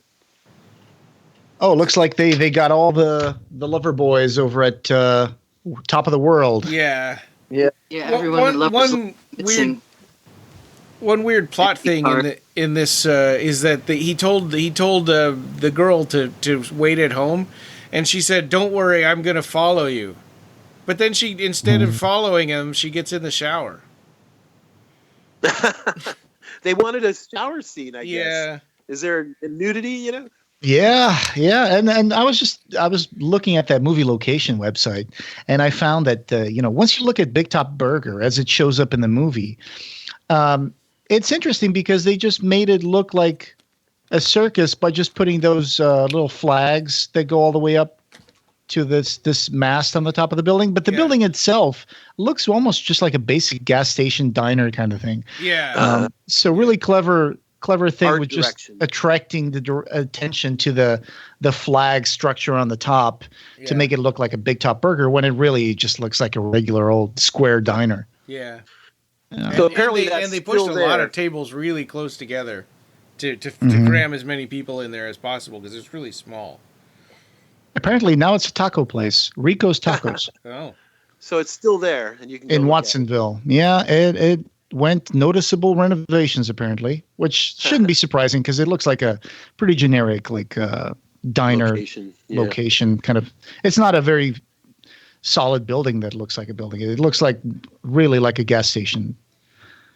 The producer, co-writer of my film, The Dead Pit, Jamel Everett, she was like the head of the art department, I believe, here in Santa Cruz area. Like, in other words, the Chiodo brothers have their own studio, and Gene Warren has his own studio in Los Angeles. So a lot of the effects and second unit stuff got done in studios in LA, but the location stuff all done in Santa Cruz and in Watsonville. I believe Brett and Jamil, Brett Leonard and Jamil Everett were from Dead Pit. They worked and their names are in the credits, as well as my friend Ralph Miller, who also worked in stop motion, and he worked at the Chiodo Brothers, I think, in L.A. on some of the stop motion sequences, like where there's shadow puppets being done on a wall. Yeah. Uh-huh. There's another stop motion animator also who worked on all that stuff. There's a lot of like inserts here and there, but these guys are stop motion animators. And so it was funny that somebody said once to them, like, gosh, you guys made a movie and there's no stop motion, like there's no major stop motion in it. It's just little things here and there, Yeah. Sheriff Mooney is getting really aggravated because he keeps getting these calls at the police station that these clowns are like showing up at my doorstep, and now he's just full on drinking. Yeah, if he were any good at all, he would say, okay, well, I don't believe you, but I'm going to come and see what you're talking about. But instead, he thinks the entire town is playing a prank on him. Yeah. And finally, the grocery store guy is calling the cops. Yeah. Which it seems like with the passage of time, this would have been like 20 minutes or something. Yeah. Yeah. I love the scene with Mooney after he gets killed by the clown, and then he uses him as a ventriloquist dummy. It's so freaking creepy. It is. Yeah, that's one of the most effective scenes in the movie. Yeah. Like he punched his hand through his spine and was controlling him. Oh, and looking at the movie locations, the police station is now still looks the same, and it is a Parks and Community Services Department. Oh. And the Goodwill that we see at the beginning of the movie still works as a Goodwill to this day. Wow. It's still a Goodwill. In Watsonville? In Watsonville. Yep. Watsonville Plaza. And going back to that ventriloquist scene, that it's the only time in the movie that the clowns are actually able to talk to the people, and all they say is, "We just want to kill you" or something. And oh, there's Martinez. There's the guy. Mike Martinez. Yeah. Yeah. Oh, okay. He's driving an invisible car, and his boots have headlights. Yeah. And that was dangerous. They were traveling along at 30 miles an hour in the dark on a lonely road, and they had these metal bars just holding up a seat, holding them out in midair. And this car off the bridge thing didn't go as planned. It kind of gets stuck on the tree there, and then they couldn't film it again because it's a one-time thing. Someone had forgotten to take the blocks out from the wheels, and so it didn't move. It was supposed to like go flying off the bridge and crash into the river, but it just kind of went off the side. And that's the clown that matches the kit we have. So it's not. There's not really nudity. All right, shower scene. So the popcorn in the hamper, I guess, is going to make an appearance, huh? Yeah. Oh, look, it's moving. Yeah. Oh, that's great. Oh my God, how do they do that? Like an inchworm. That's awesome. Yeah. Gil Moscow. Do you have any idea how they did this, Ed? Like what's the that? popcorn just stretching and moving? Yeah, the popcorn's like a caterpillar on the floor. Oh, I think I know how they did it because there's tile on the floor and in between the grout. I'm guessing there's a little place for them to way to pull a little puppet along with a rod or a wire. Yeah. Time to load up the old gun. Yeah. Oh wait, he's just throwing popcorn into the thing. Dumpster. Yeah. Just seeding it. Yeah. I didn't get a chance to watch this last night, so I'm watching this again after years of not seeing the movie. So for me, this is being really a fun experience. Big Top Burger. Oh, right. So that popcorn is going to start coming out of the, it's going to start coming out of the thing, right? The trash cans. Yeah. Like it eats people. It's going to grow. It pulls him in. This employee of Big Top Burger. Poor bastard, making minimum wage. Yeah. Forced to wear a stupid clown party hat. Yeah. Keep going. That's all the names. The rest are visual effects. Read those. Tony what do you got going on? Haley, Betsy Bromberg, David Emerson. It's recording. Michael Griffin, Linda Henry, John Hoenig, Leslie Huntley, Frank Isaacs, Mark Joyce, Michael Joyce, Justin Cohn. What are you looking Justin for? Cohn. I was looking for a name of Justin Cohn. He's a stop motion animator. He worked on a lot of the sequences like the shadow puppets where it goes from being a shadow puppet of like That's Washington crossing the Delaware, and Yeah. it turns into a Tyrannosaurus Rex shadow That eats all bites the people, people and at the bus eats stop. them. Yeah. Oh, I see. I wanted to give credit to Justin Cohn, who did the animation there, and my friend Ralph Miller also worked on the stop motion stuff. And Joe Ralph Miller Viscoso. the third. Yes, Ralph Miller III, who also worked on From Beyond when we talked about From Beyond. Oh, that's right. I remember you mentioning that. Mm-hmm. Yeah, he's got a good career. He worked on Gremlins. He worked on Ghostbusters 2. Okay, here comes the puppet sequence, I think. Because we Yeah. said- The shadow puppets. yeah. Yeah. Didn't they build like a small version of like Gene Warren's company built like a small scale version of like this whole area? Well, they built the brick wall and the sidewalk that's behind the people, and they stop motion animated the shadow, and that's what I was talking about. Justin Cohn and Ralph Miller and stuff worked on that, and the Chiodo brothers, of course, themselves are stop motion animators, and they as well, help build the puppets. Like it starts out like as a bunny rabbit with clay animation and a wire. Yes. Now it's an elephant. Yeah, this is Slim the clown. He's the one who does the shadow thing. That's Slim. He uses the Tyrannosaurus shadow puppet. To eat the people. Yeah, and I thought at first he was just gonna eat the guy that said boo, but no, he eats all of them. Washington crossing the Delaware right there. Yeah, isn't that amazing? Yeah. I don't know if this is something other people did, but you guys, whenever we had like a blackout or something and the power went out and you put on like you turn on a flashlight or you light up a candle, usually in my family, we would just take turns just making like shadow puppets on the wall using our hands and be like, hey, guess what this is? And it's like, oh, it's a dog. And it's a bird. Now here's the bunny and all that stuff. It's up to And I you to remember- entertain us. Yeah. Yeah, when the power goes out, that's when the talent show begins. Oh, yeah. Yeah. Good. Yeah, of course. Because it's like no TV, no nothing. Who knows a joke? Who knows? Yeah. Who can sing? It's like back to the olden days.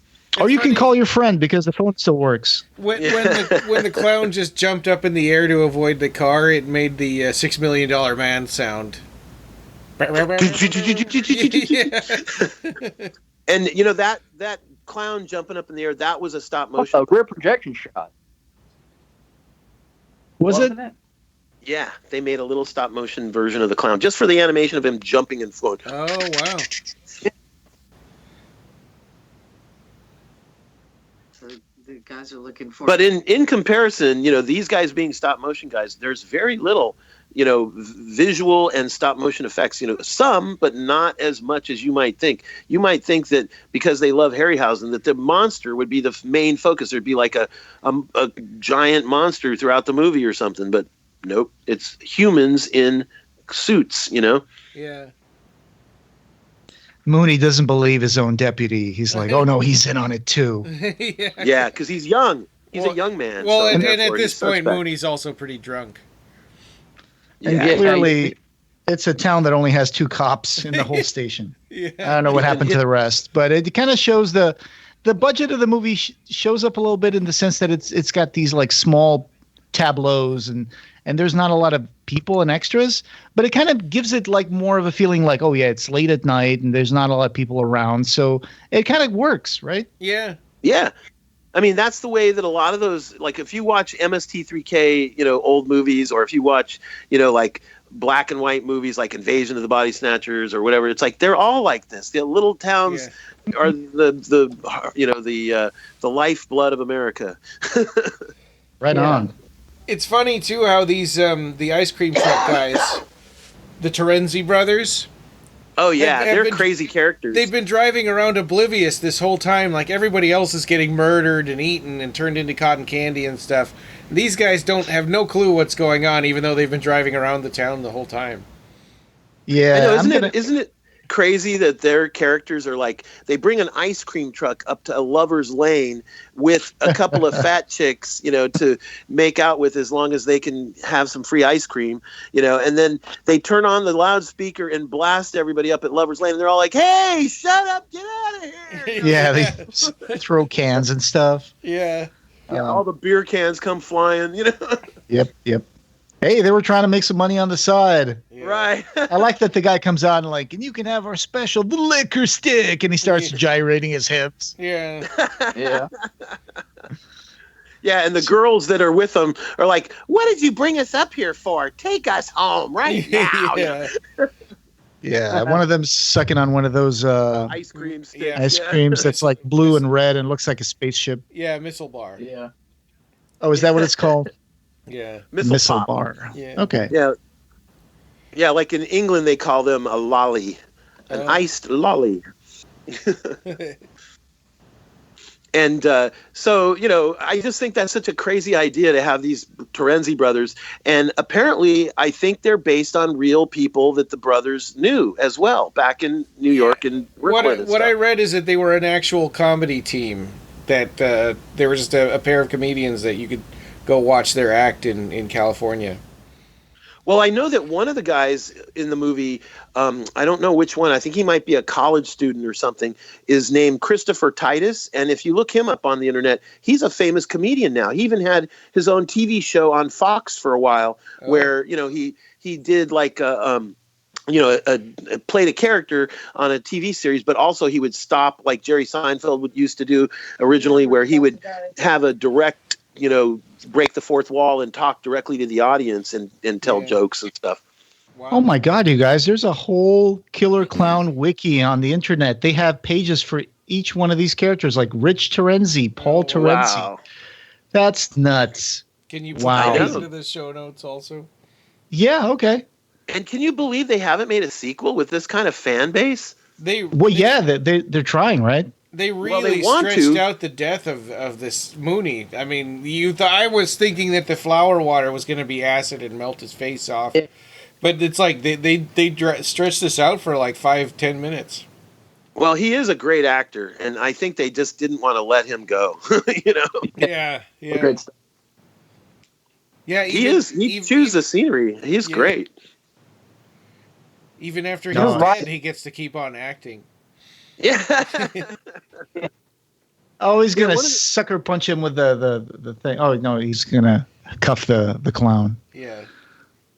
One of the funny things too about like when you go on board their spaceship, it's got like an elevator, and a lot of the tricks of inside the spaceship, like it's like the TARDIS. It's like bigger on the inside than it looks on the outside. Yeah. And it's got all these levels, and it's kind of like, they use matte paintings and stuff, and it's kind of inspired from, the movie Forbidden Planet, where you go under the surface of the planet and you're inside all these levels and levels and levels. It's like 26 miles square of computers and stuff that the Krell, left behind. It's kind of like those are the things that the Chiodo brothers love about old science fiction, and so they wanted to put stuff like that in their movie, Yeah. He's doing the hand gimmick where he pops his hands off with the handcuffs, and then he's like, "Get your hands up!" And he's like making like funny faces and gestures at him. And he's got all these empty jail cells. Why is he stuffed this evil killer clown in with these stupid college students? Yeah. Well, that way you only have to clean one cell. Yeah, I guess. Yeah. Oh, he's gonna clonk him with a flashlight. Bam. Yeah. You're in Mooney's jail. You got no rights. Yeah. Why did Mooney try to hit him in the back of the head with his flashlight? He got in the jail cell because he's a jerk. Yeah, because he wants to beat him. Yeah. Rubber hose this guy. Yeah. Yep. He's on double secret probation. Yeah. Bam. I love that whistle thing that grabs him by the neck. It's just the idea of they came up with so many different accessories for all these clowns. Yeah. It's just every like insane. You can think of the flower squirting, the shadow puppets, the balloon animals, the pie scene. Yeah, it's pies. amazing. It's just such a funny scene. Right, like, and what are you going to do with those pies? They always grab that stuff from off camera. Like when he gets the boxing gloves on, he jumps up in the air off the camera and then comes back with the boxing gloves. Yeah, it's like Bugs Bunny. It's like, where does Bugs Bunny get his stuff, you know? Yeah, just like that. Ain't I a stinker? Yeah, he'll just pull a hole out of nowhere, like there's a black hole that just he can jump into. You know? So do you guys think there's a whole planet of clowns? I think it's a dimension, like Cenobites. Oh. Yeah. I've always thought that the Cenobites come from another dimension. I never really liked the idea that Cenobites are from humans, you know? Yeah. But going through the premise that they're just from outer space, I mean, do you guys think that there another would be planet then? I guess. Yeah, like a whole planet of clowns and like circus tents and like a whole civilization? I guess like so. that? I mean, since they flew here, on their ship looked like a comet. Yeah. Well, think about like, okay, in other movies and other science fiction movies, when aliens come here, you know, like they always say like, what do they want? You know, what are they here for? And it's like usually they're here like for our women, or for us as meat, you know, to eat us, or for us as, you know, to take over our bodies, like the invasion of the body snatchers, or for our water, you know, like to suck up all the water on our planet because they're out of water or something like the that, final you know? battle.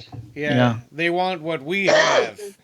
Or all of it. I think wasn't V Final Battle, didn't they want to suck up our oceans and use us for meat and all that stuff? Yeah, they wanted everything.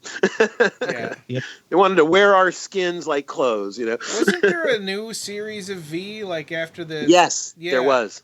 I never Before I lost my sight, I saw it. It was canceled after the second season, I think. I meant to watch that. I think it was a mini-series. I think it was a mini-series. I think it was like 6, you know, hour-long episodes or something. And that makes sense because the original was a mini-series. Right. But then I liked it a lot. Series. Yeah, and then there was a movie or something where they there was 2 movies or something at the end. It might have been major episodes, but I think it's a forgotten, you know, really good show. I really like the Final Battle. Yeah, in fact, I'm a big fan of it. I made a bust. I have a sculpted, you know, V, you know, alien lizard man, you know, head and shoulders bust that I made, and I have a mold, and I can cast. The red suits and glasses are a little dated, though. The sunglasses were like I do have a red shirt for him to wear. Oh, no kidding! Glasses. Oh. Yeah, a buddy of mine is a big, huge V fan, and he's got like multiple costumes and guns and everything. There used to be people who were such V fans when the show was on. They would dress up, and you'd see like 20 people walking around a convention, all with the costumes on. Well, here's the Mooney puppet. Yeah. So this is the only time in the whole series when the aliens get to talk to the people. And they use a ventriloquist human. Yeah. Want to play a little game? Yeah. Independence Day totally stole this. Yeah, remember Independence Day? Oh yeah. Data. That's right. Data Where release me? Yeah, when he slams the thing. Yeah. Jigsaw, the puppet Jigsaw from the Jigsaw show, kind of looks a little bit like this. With this the white face, red face circles, like a clown. Yeah. I made a giant head of Jigsaw that was like 12 feet wide. Damn. 15 feet tall. You know, it was like for a big nightclub that did a haunted house, you know, nightclub environment, all with saw blades and stuff like that. That's crazy. What did you use for that? Like paper mache or? No, I used PVC pipe, you know, like kind of small PVC pipe, like the kind, like a little bigger than a broomstick. For the structure? For the understructure, and heated it with a heat gun and bent it so it was like flat on the back, but 3-dimensional, half round, like a bowl. And so that was the front of the face. And then the big round cheeks, I found a location where you could buy giant styrofoam balls in 2 halves. And they were hollow. And so I could make the big round puffed out cheeks with 2 big round styrofoam balls. I have pictures of all the step-by-step building of it. That sounds perfect. Wow. And I used fake fur for the hair, black fake fur. And some of them are in your Facebook photo. Yeah, some are in my Facebook photo albums. So they shot the nose off the guy, and now he figured out their weak spot. And the guy who he just shot is called Jumbo. He was the guy who and they call him Fatso amongst the fans. So now he's trying to convince like the state troopers to come and help them out. If I were him, I would have just said these people dress like clowns. You know, that's more. Yeah. palatable. He Why just not goes off convince and them says of they come from aliens? another planet. It's like, Yeah, okay, buddy, right. Yeah. What have All you been right. drinking? Yeah, Lay you off could the just say sauce, dude. there's this gang of people dressed like clowns killing everybody. And so and also, you know, like back in the day, they used to always blame things like college students on drugs. You know. Yeah, right. and did Jumbo blow up into confetti? Was that what he did?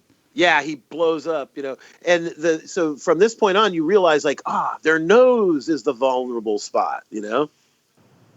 When I saw this, I was like, that must be how they breathe in our atmosphere. And then another voice in my head was like, you're overthinking this. Yeah.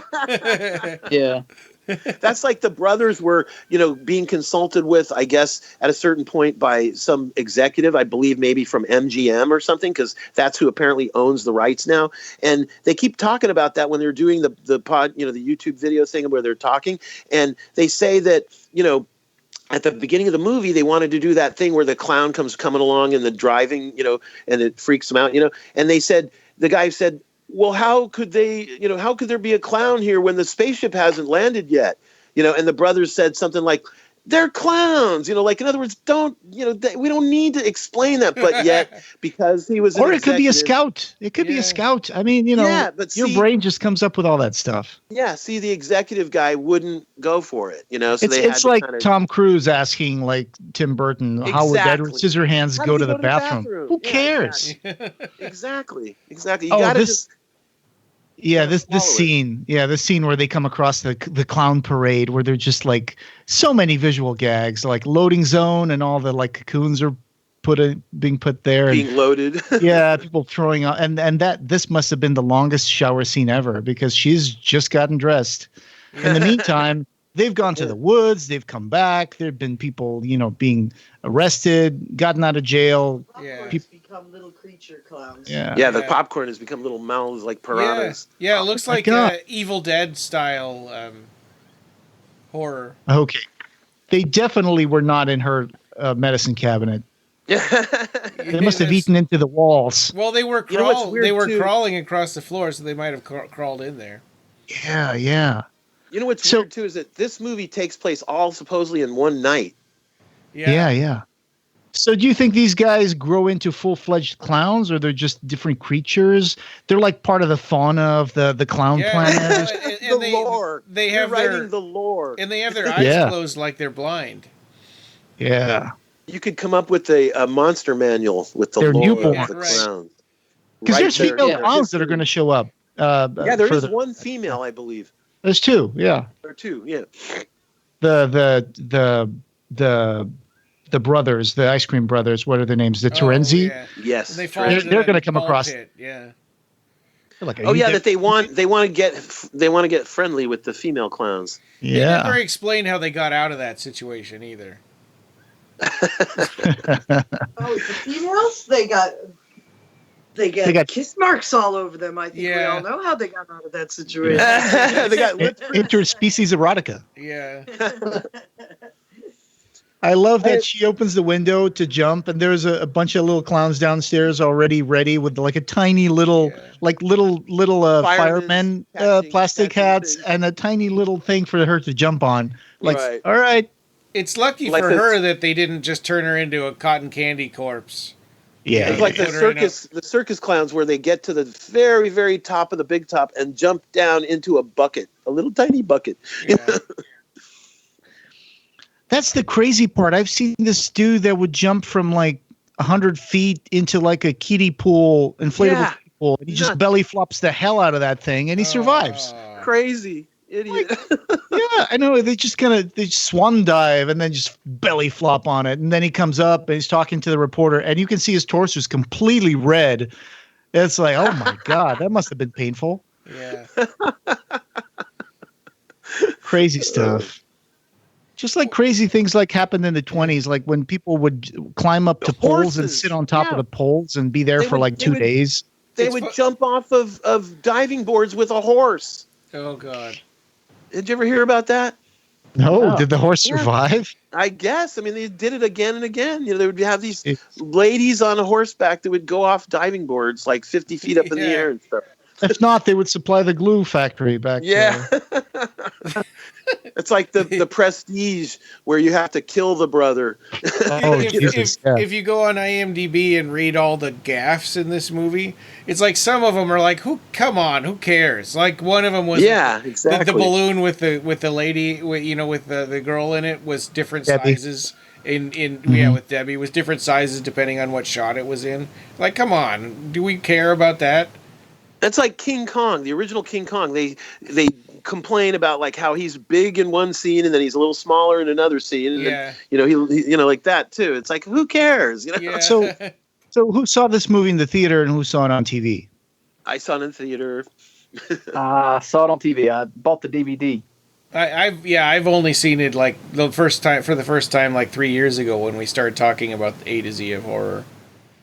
Well, what's weird is that, my movie, The Dead Pit, was made in 1989, and this movie was made like 3 or 4 years before because the director of my movie, worked on this in the art department as a greensman, like I told you, I think, before. And the co-writer and producer, Jamel, she was the art department person. So they went from being, like low end on a crew to produce and direct their own feature film the same area within 3 years, Nina, did you watch this in the theater or did you watch this on TV?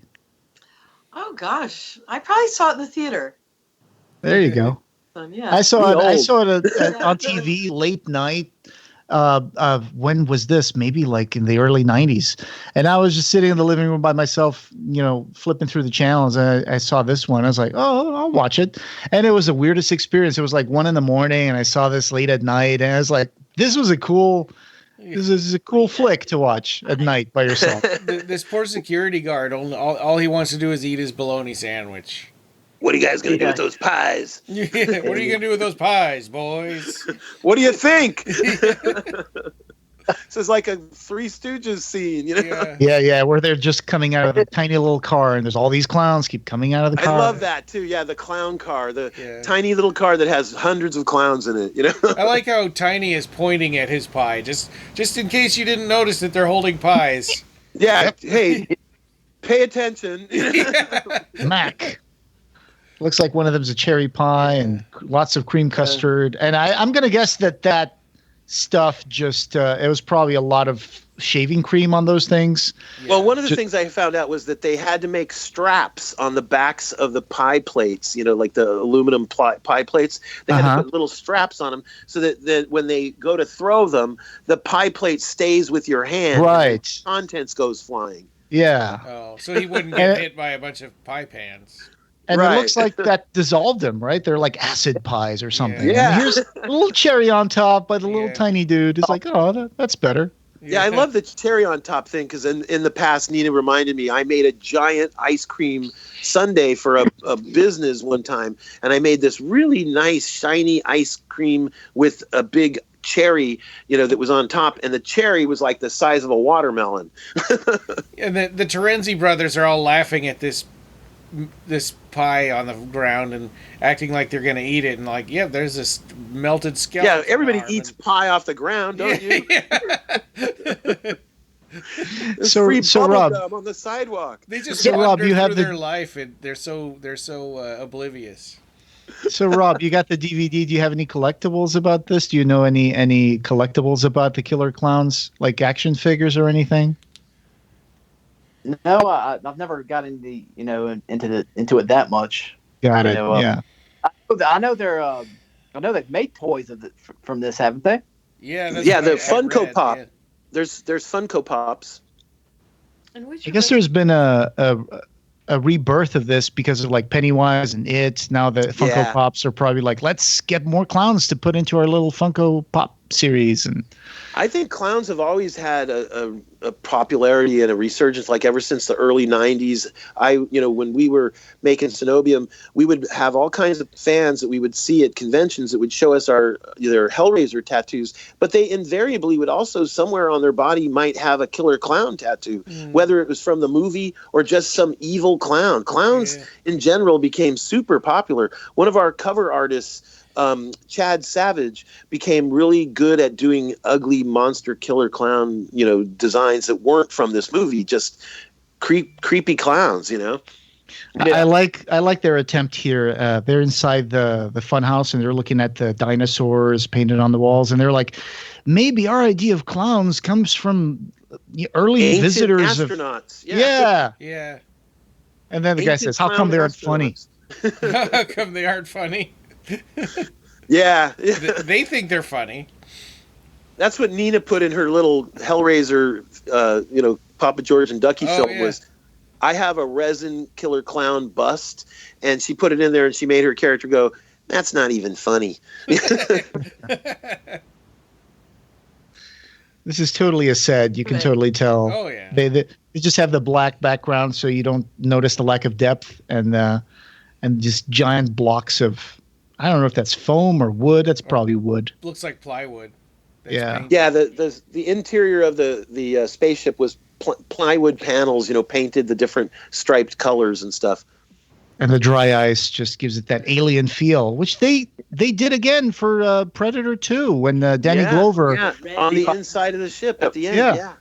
And also, if you look at the Invaders from Mars, both versions, the original and the new one that Tobe Hooper directed, they also had dry ice on the inside all over the floor. And it helps to get rid of when you have cables all over the floor for the lighting equipment and stuff. If you can cover the floor with fog, As long as the actors aren't tripping all over that stuff. Yes. And also the dolly track, too, because this was made on 35 millimeter film. This is back in the day when everything had to be done with lights and film and dolly track and stuff like that. Boys have fallen in the ball pit. Yeah. They fell through a little trapdoor and the other guys didn't notice. This reminds me a bit of Gremlins because remember the dressed up lipstick gremlin girl? Oh, yeah. Uh-huh. Yeah. In Gremlins 2. The green one. On IMDb, one of the gaffes, it says that when the actors fell, they just fell over, and that Mike tripped over one of them. Oh no! Their boobs are inflating like balloons. Yes, and and then they're all excited about it. I'm like, come on. Yeah. Are you that stupid? Yes, they are. Yeah. Yeah, they're totally the comic relief. Yeah, it was funny because at a certain point in the film, it kind of turns and becomes really horrific that they're killing so many people, and the whole town has become cocooned and everything, and it's like, wow, this is an early balance of comedy and horror. Yeah, right now actually we're seeing we're seeing all the cotton candy people, and there are like hundreds of them. The Cocoon Warehouse. And unlike other movies where they usually say, like, okay, we can reverse the process, this one looks like, nope, they're dead. Yeah, exactly. It's over. Nobody comes back from this. Yeah, their whole town is gone. What's the rating on this? Is it R-rated or is it PG-13? Good question. That's a good question. I think it's R. Actually, I don't know. Well, back in the day when it was released, I'm not sure if they had PG-13 yet. Oh. Okay. This was one of the IMDb lists it as PG-13. I remember PG-13, like the first one being Indiana Jones and the Temple of Doom. Yeah, I remember that too. Well, Because there's of no monkey nudity in brains and this, stuff. and I don't think there's any profanity in this. There might be scenes of drinking, so that's probably there's PG-13. a little bit of violence, right? The guy gets his head punched off, and And gore. There is some gore. Yeah. Coming up to the crazy straw scene, he's approaching, and they're trying to hide. Oh, yeah, they said that the guy who made this crazy straw had to custom make this thing. He had to get long, thin plexi tube and bend it and stuff because, you can find crazy straws commercially. In fact, we got one in our kitchen drawer, but they're nowhere near this size, I thought it was glass. I thought they had to be really No, careful. plexiglass, which I is plastic. remember something came up with Joel about crazy straws, and so Jennifer and I were explaining to him about them, and he goes, "Why would you want that?" And I said, I don't know. I don't. It's like it just takes longer to drink your drink with the crazy straw. Like, but it's more fun. Yeah, you get to watch it go through loop-de-loops and everything. Yeah. Especially if it's a colorful. She hated them. I have one that's got a big eyeball on it. We still have it. Yeah, the eyeball on it, kind of moves like it looks at you when you're drinking through it. Oh, that's nice. Yeah. This Well, is yeah, a super he's long sucking. sequence of this. A little Yeah. globe on it. Yeah, he's sucking it. It's like he was tapping the cotton candy and sniffing it. He's like a connoisseur. Yeah, like a He's like, connoisseur. is right. it ripe? Is it ripe? Yeah. Is it good to Yeah. eat? It's Tuesday, a good day, a good Yeah. week. Sniff the bottle cap. Yeah, You know? yeah. Of And course. that's the most plot exposition we get for these clowns right there. Is just this is what they're here for. I guess is they just Yeah. Well, as eat soon as I everything. saw that they turned people into cotton candy, I would imagine that that's for eating because Yeah. what Yeah, do you do with yeah. cotton candy. So that's a Yeah. good visual thing. But I'm glad they put this in here because it is a creepy moment, like you said. They're sucking the blood out of it. Yeah. Yeah. Sucking the life juice like And- Hellraiser. He's like Funco Frank.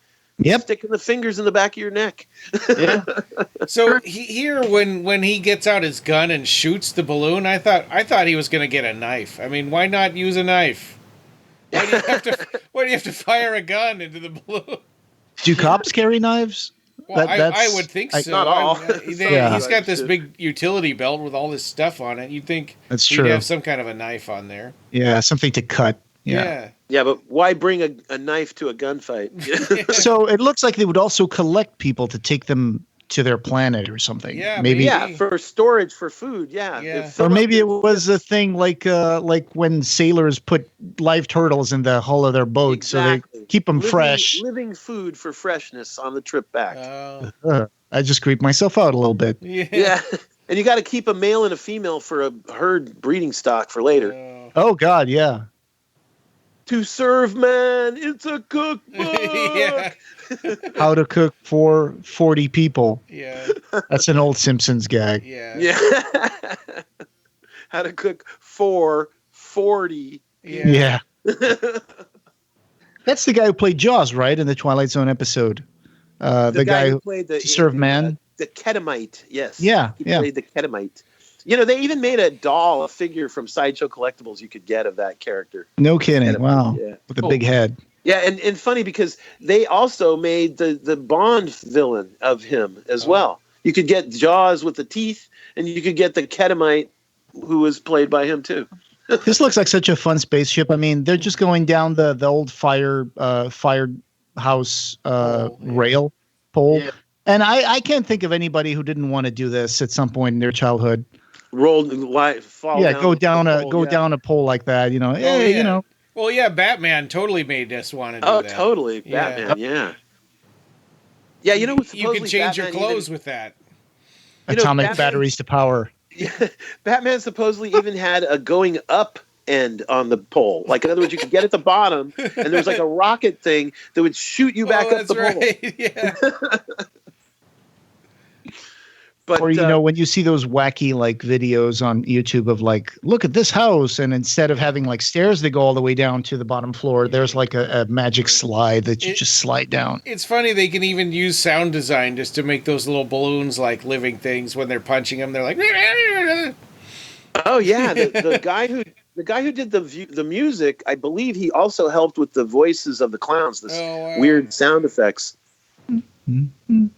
So, thinking about what you were saying, Jose, about the names of the different clowns and stuff, but coming up here, there's going to be like 30 clowns. And I wonder, does it really matter when he shoots one of them? They're just going to reuse the same costume again anyway. Right. Yeah. Just put a different color wig on him and a different suit. Mix and match. Yeah, they'll change out the pants and put on a vest and give him I a love different this gag. butterfly. Yeah, mask. and another door, and another door. I love that gag. Yeah. And then But it would make sense in some ways what Ed was saying, like they're just creatures from another dimension. And it's like, yeah, and this is how we perceive them with our limited organs, that they look like clowns, can't but really see all the they're colors. really other dimensional creatures, and this is just the way they look to us, man. Our brains aren't wired able well to enough to handle see it, them. yeah. It's like H.P. Lovecraft. Like, we can't comprehend the old ones and the Yog-Sothoths and stuff. These are a variation of some concept like that. Like, these are interdimensional Yog-Sothoths that look like clowns. The inside of the ship at this point just kind of falls apart to me. It just looks like they're inside a big theater.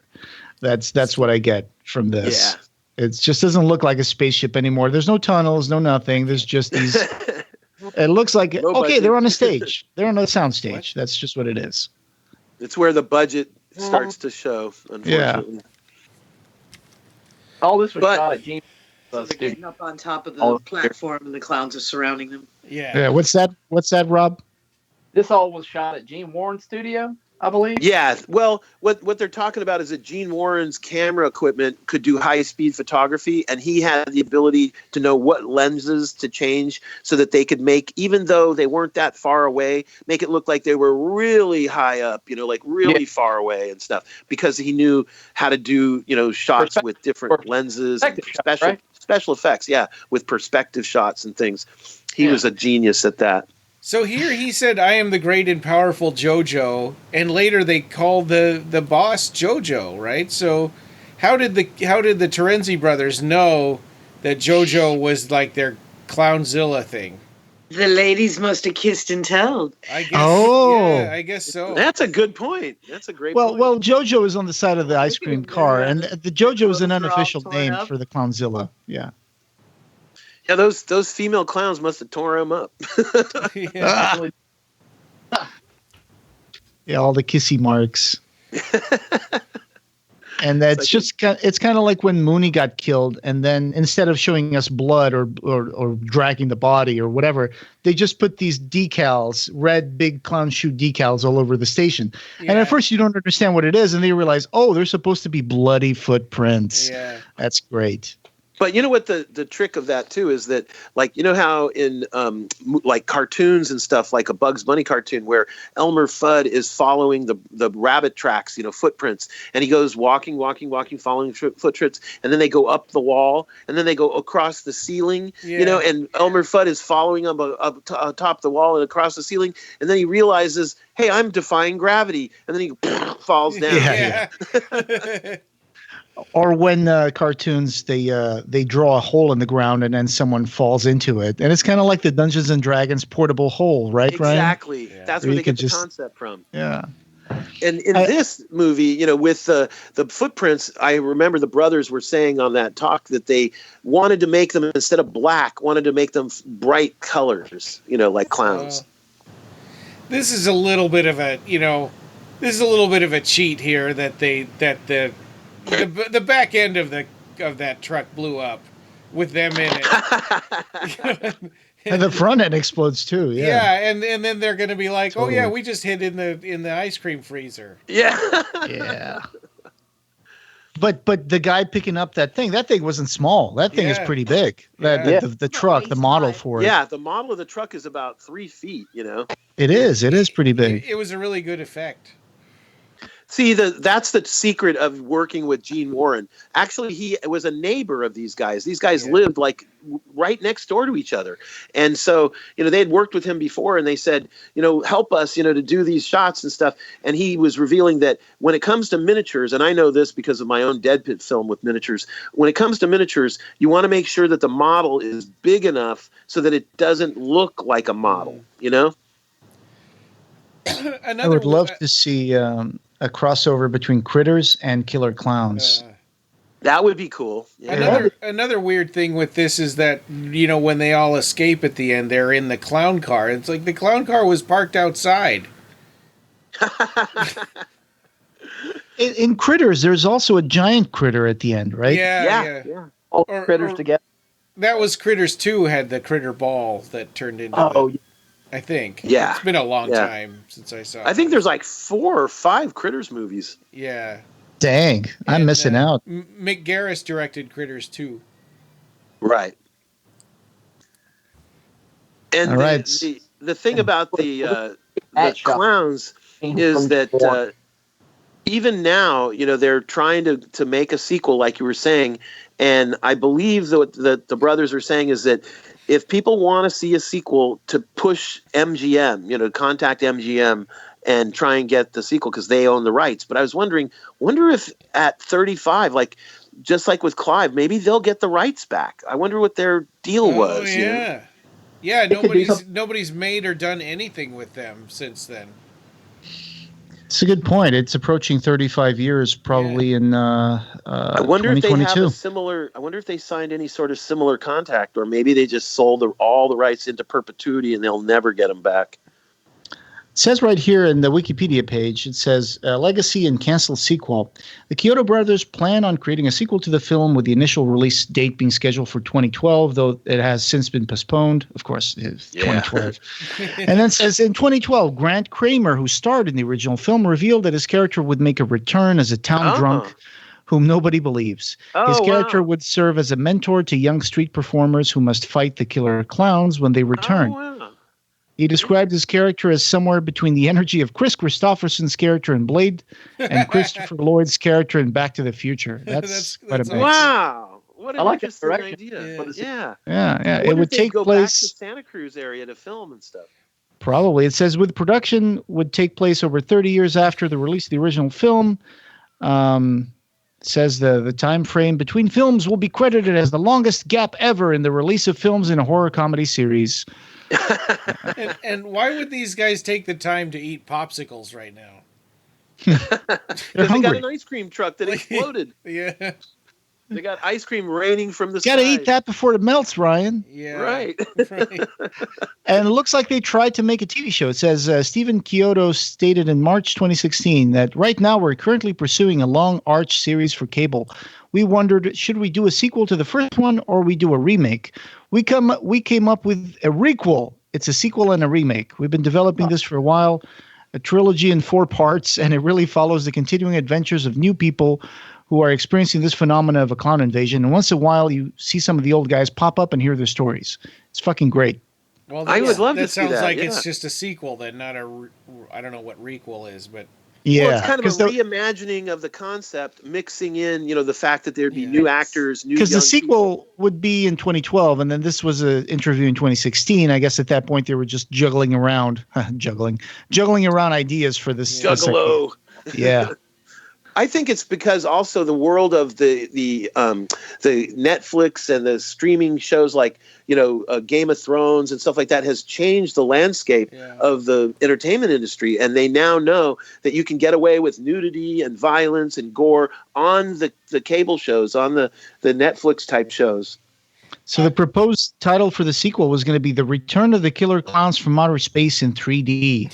And John Massari, who composed the synthesizer score for the original film that we're listing, re-recorded the score with a full orchestra at Warner Brothers Studios in 2016.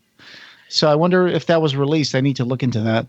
Yeah, I think there's on YouTube, there's some stuff from that because he was on the thing I was telling you about, and he was talking about how they did a live concert. It might be that he was referring to that. Yeah, I know that in Sci-Fi, the Sci-Fi Channel network, they don't call it the Sci-Fi Channel anymore. But around October 2018, Sci-Fi was in talks to acquire the rights to Killer Clowns from Outer Space and the Critters franchise, and it was going to produce sequels to both properties. And I don't know what's going on with that. Yeah. In a way, I'm kind of glad that didn't happen because on the Sci-Fi Channel, you wouldn't be able to get away with the same gore and nudity and stuff. And both Critters and Killer Clowns could have, problems with violence and nudity and stuff if they were toned down too much. Yeah. The fans wouldn't like that, Yeah. And then, of course, it says here in August 2019, after the acquisition of 21st Century Fox by Disney, it was revealed that Fox intended on developing the sequel to Killer Clowns from Outer Space, but Disney canceled it. Thank you, Disney. Yeah, rats. Screw you, Disney. Along with 200 other projects. Wow, 200. Jeez. Bastards. Yeah. I know. So when we started this, it was available for free for anybody who was subscribed to Amazon Prime. But then as we got to time to record, it wasn't available anymore. Like they'd taken it away. So I just bought it on iTunes. We'll see if the iTunes version has the music video at the end. It probably doesn't. Yeah. Yeah, because isn't that like a streaming version? It would be on the cloud for you or something? Yeah. I mean, you can download it also, but... Right, but it doesn't have all those special things like the Arrow Blu-ray DVD release would have. Yeah, definitely not. Sarah's dad gave her the DVD, so that's what I got. Oh, okay. Cool. But I'll make sure that we give you guys all the show note stuff that we found. Because some of the Blu-ray material has been uploaded onto YouTube, and it's there right now, at least. So nice. And their copyright is 1987, but the movie came out in 88, right? Yeah. Right. Just a few years before my movie, The Dead Pit. Yeah, and that's the end of the credits for me. It just stopped. And apparently, last year, it was announced that the Killer Clowns from Outer Space would return to the Universal Orlando annual Halloween Horror Nights. So if you're out there listening to this and you went to that and they did have Killer Clowns, let us know. Shout out. Yeah. Shout out to us. It looks like I'd love to hear how it was. The Rotten Tomato is 75% on this movie. That's pretty not bad. good. That's pretty good. That's Yeah. good. It's just a great cult film. Yeah. That's a fun film for when you're like having a midnight movie event, where you want friends to drink and party and throw things at the screen and stuff. I could just imagine what movie critics must have said about this movie when it first came out, though. Like Roger Ebert and stuff. Yeah. I don't know if he even reviewed it. Let's look it up. I don't think so. This might have been under their Clowns. radar. Might have been too low for them, Yeah. I don't know. I'm looking it up. Critters movie review and film summary of Roger Ebert, Killer Clowns from Outer Space. Okay, I think he might have done something to it. He might have talked about it. Let's see. He might have given it a newspaper review as opposed to on the show. Maybe. Because he had to write reviews for the newspaper all the time. Yeah. Well, he's gonna hate it. Why did I? I would imagine that like Joe Bob Briggs would love it though. Oh yeah. Oh, for sure. Yeah. This would be amazing. It would be a clown foo, Clown foo. and 4 boobs that inflate. How many exploding bodies? Popcorn foo. Yeah. 4 stars. Check it out. Right. Yeah, it's great having you back, Rob. Yeah, really. Thanks for letting me do this. Yeah. Well, anytime you want to come back, please do. Yeah, I hope you come back for more. Are y'all gonna where you are? What letter you are in the A to Z? I guess you're at K. H. Yeah. H. Yeah. This one is H. So I for innocence, right? And the bad seed would be next year. Okay. Yeah. Are you familiar with the bad seed, Rob? No, I'm not. I've never seen that. I haven't either. Yeah, it's a great, scary movie about a young little girl who's a murderer. Oh yeah. And in the A through Z. Yeah, spoiler. Sorry about that. And in the book A through Z of horror, there's also suggestions for other movies like the Lon Chaney Sr., the Laugh Clown Laugh, and there's one that I'm really curious about. It's called Funny Man from 1994 with Christopher Lee, Benny Young, Matthew DeVitt. That seems like a cool makeup. Oh, that's the Funny one. Man. That's the one where he's a demon or something, right? Yeah, I think so. Yeah. It says low budget horror Lee comedy. Christopher Lee is a demon? No, he is a guy. The clown is. The mysterious Callum, veteran Lee in a brief cameo, purposely loses his ancestral home in a poker game to Max. When the winner, his family, friends, and assorted travelers arrive at the creepy old mansion, they're brutally killed one by one by a demonic court jester, the Funny Man. Weird. Makeup by Neil Gorton. I think he worked in Hellraiser. Wow. Neil Gorton's a great makeup artist. He did all the makeup of Mystique for the first Mystique X-Men? in the X-Men movie, the blue girl, He did that makeup, and he also did Jacob's Ladder, all those weird creatures and demons that go he did all that makeup too. That's cool. And of course, the book also talks about killer clown John Wayne Gacy. Creepy. Who apparently has a quote here that says that clowns can get away with murder. He kind of did, like 34 people or something. Yeah, that's nuts. Yeah, that's a creepy note to end on. Yeah. Well, and next time we won't. This is our last episode for 2020, but next time our next episode is going to be 2020 in review. So we'll talk about our favorite moments of Clive Barker related stuff and announcements and releases and stuff from 2020. And this podcast, having no beginning, will have no end. You can find the show notes for this episode and join the discussion over at www.clivebarkercast.com. We've got an archive of past episodes, news, features, and reviews, along with all the ways you can connect with us. You can subscribe on every other place you can find podcasts. Share your thoughts with us and share our podcast with your friends. The Clive Barker Podcast, or BarkerCast, is an independent editorial podcast and news blog that's not affiliated with or under contract by Clive Barker or Seraphim Inc. This is a labor of love by the fans for the fans. Thanks for listening.